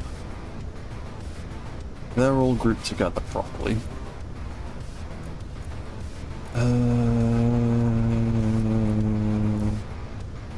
Right hand side. Left hand side is invert propulsion, right hand side is invert steering. Propulsion, steering, propulsion, steering and invert. Oh, hello. Hello, that might be the problem.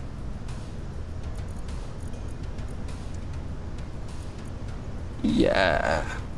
You're going the wrong way, aren't you? Yeah. That was probably it, wasn't it?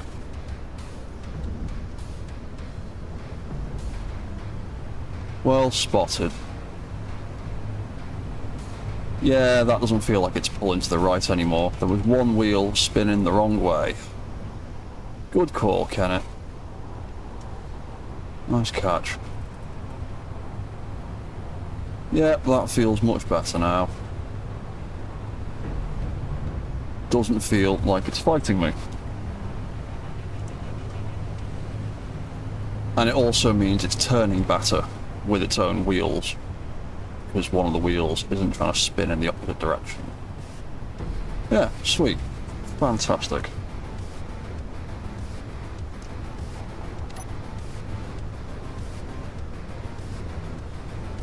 And we can switch to drive mode. That switches our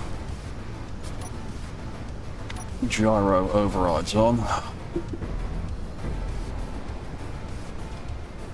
Well, Kenneth is one of the subgrid wheel masters. You should see some of his ridiculous subgrid suspension builds and stuff, so if anyone's going to catch something like that in someone else's game, it's probably going to be him.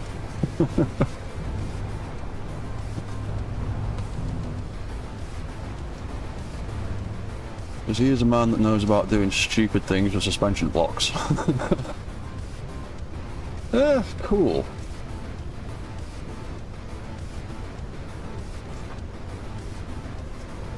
Wicked. Right, time we on? 10 past 11. Right, it is 10 past 11, 10 past 10. It's getting a little bit late. Yeah, that is working pretty well. Definitely needs a hell of a lot more greebling. I need to figure out what I'm doing with the front end of this. I need to test out the flight system at some point. Oh, and I also need to add a whole bunch of other directional thrust as well, because all I've done is put in the up thrusters so far. I've not done any of the others. Ooh.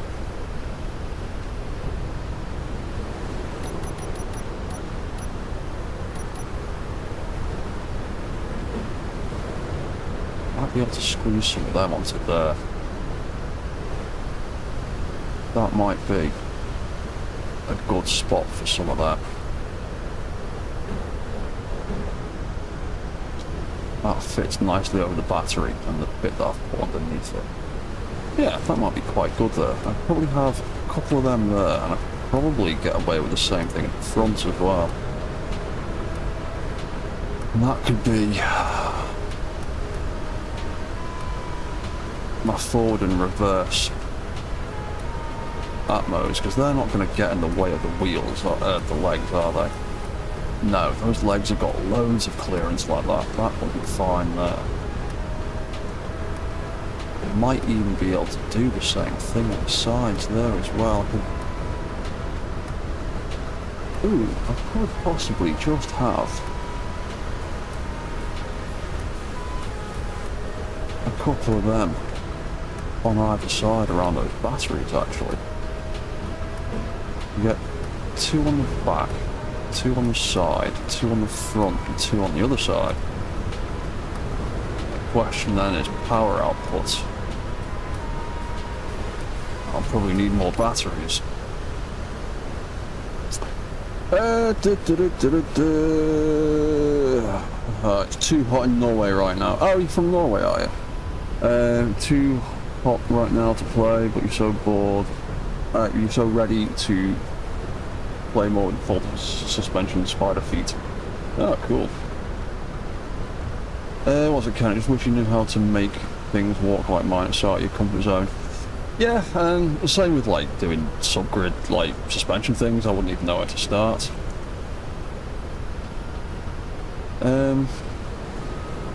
What's that? You even made airtight large grid fit to ground ramp. Oh, that's cool.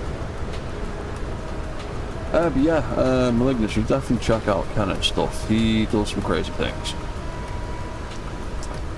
He is also one of the mentalists that just likes to abuse the engine and do very silly things with it.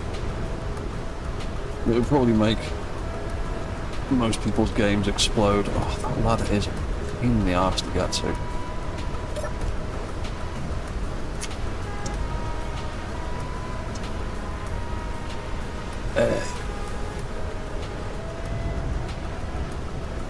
I'll work out where the hydrogen thrusters are going to go first, and then I'll worry about redoing that ramp. Although, ow, that was nice. Probably would be useful to have a way to get onto that deck without my jetpack, because that is me currently trying to fly up right now. Jetpacks don't do anything on this planet. This planet is not jetpack friendly. Yeah, I just keep pinging off that, trying to jump over there. That's good. Yeah, I can definitely do the better way. Get across there.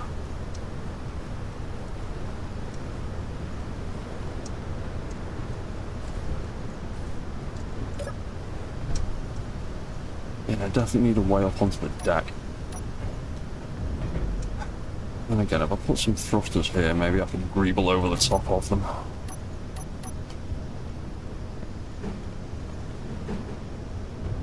Find me a way onto it from there, but for now, I'm just going to put in a temporary little thing I can actually walk up. If I hadn't run out of steel plate, that'll do. No! Yeah. Maybe I might put a foldable ramp on it, but this thing has already got more than enough subgrids on it already.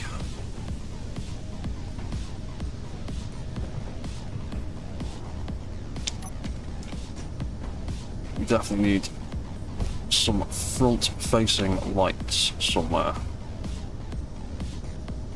We also need arms.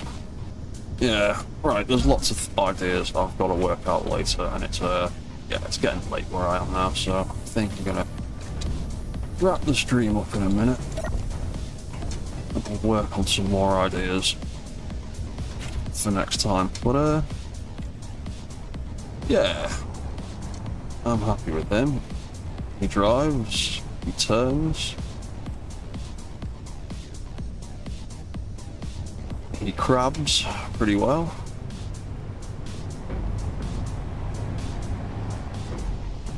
That helps for like strafing around things in a mech, and you can turn all your wheels to the side. And if you have a bit of gyro control, you can sort of just strafe around stuff.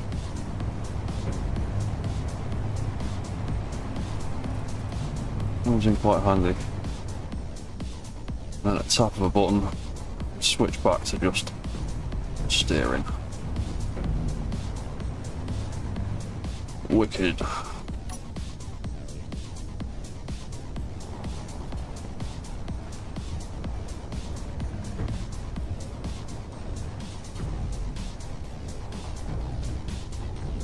Let's take him over there to the bottom of my staircase so we can actually see him.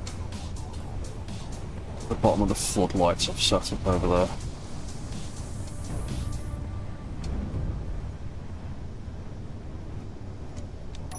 Also get rid of all those signals cluttering up the screen.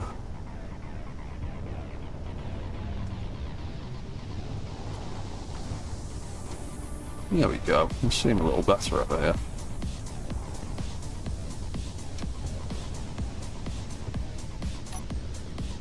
Right. So yeah, hopefully the idea is when I actually get round to setting up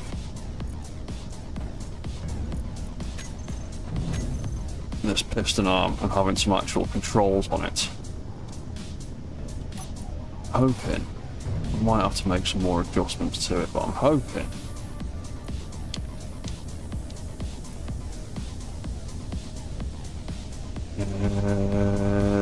that one. Ooh, that's a bit much.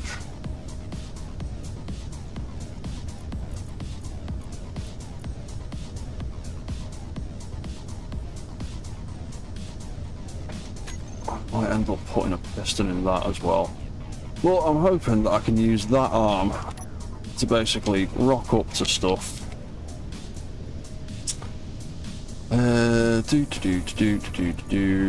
Which way are we going with that? Yeah, rock up to something. Use the crane arm. I've put a couple of controllers in it. There is one in there to do that hinge and that rotor. They're going to be on a separate control. That's going to be on a separate control, and then there's another torque controller in here to do the little manipulator claw at the end, so I can rotate and reorient things when they're on a bit of a funny angle. And yeah, from there I'm going to set it up with some torque controllers, and then hopefully be able to, like I say, pick stuff up off the ground,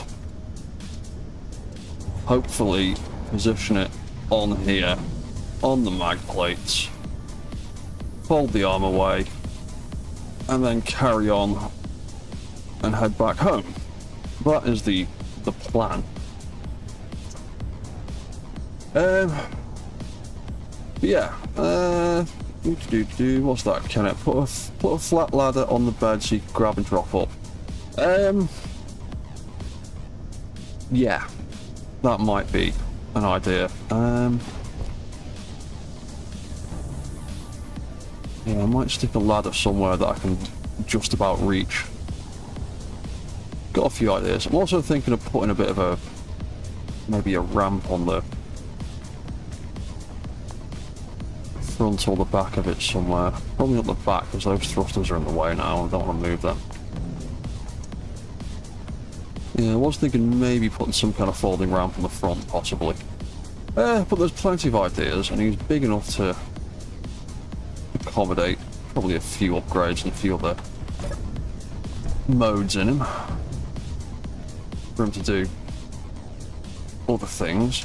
But yeah, I need to set up the controls for that arm. And also need to test it and see if it'll work properly.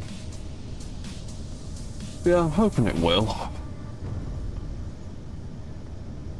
And hopefully I'll be able to bring stuff back to the base and then use the same arm to get them off and drop them over there by my storage warehouse.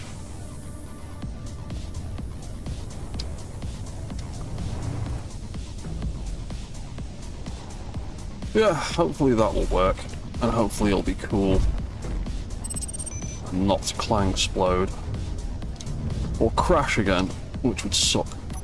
I've already crashed enough mechs at the moment. But yeah, I'm going to wrap the stream up here now because it's almost 10:30 where I am now, and it's a Sunday evening. But yeah, also, for anyone that might have joined the stream late, I have now been tinkering around with suit skins in SE1, so I have updated the skeleton skin for my personal game with my Dread Mechanic skull, so it matches all of my other logo stuff now. So I bring up here, I'm with the spectator. Of course, I'm sitting in a awkward lighting position. I'll just put the spectator light on. Yeah, now I've got my own custom skin with my own custom skull. Obviously, I can't have that light on at the same time as that, so I'll just do that instead. Yeah, so yeah, I've got a custom dread skin now.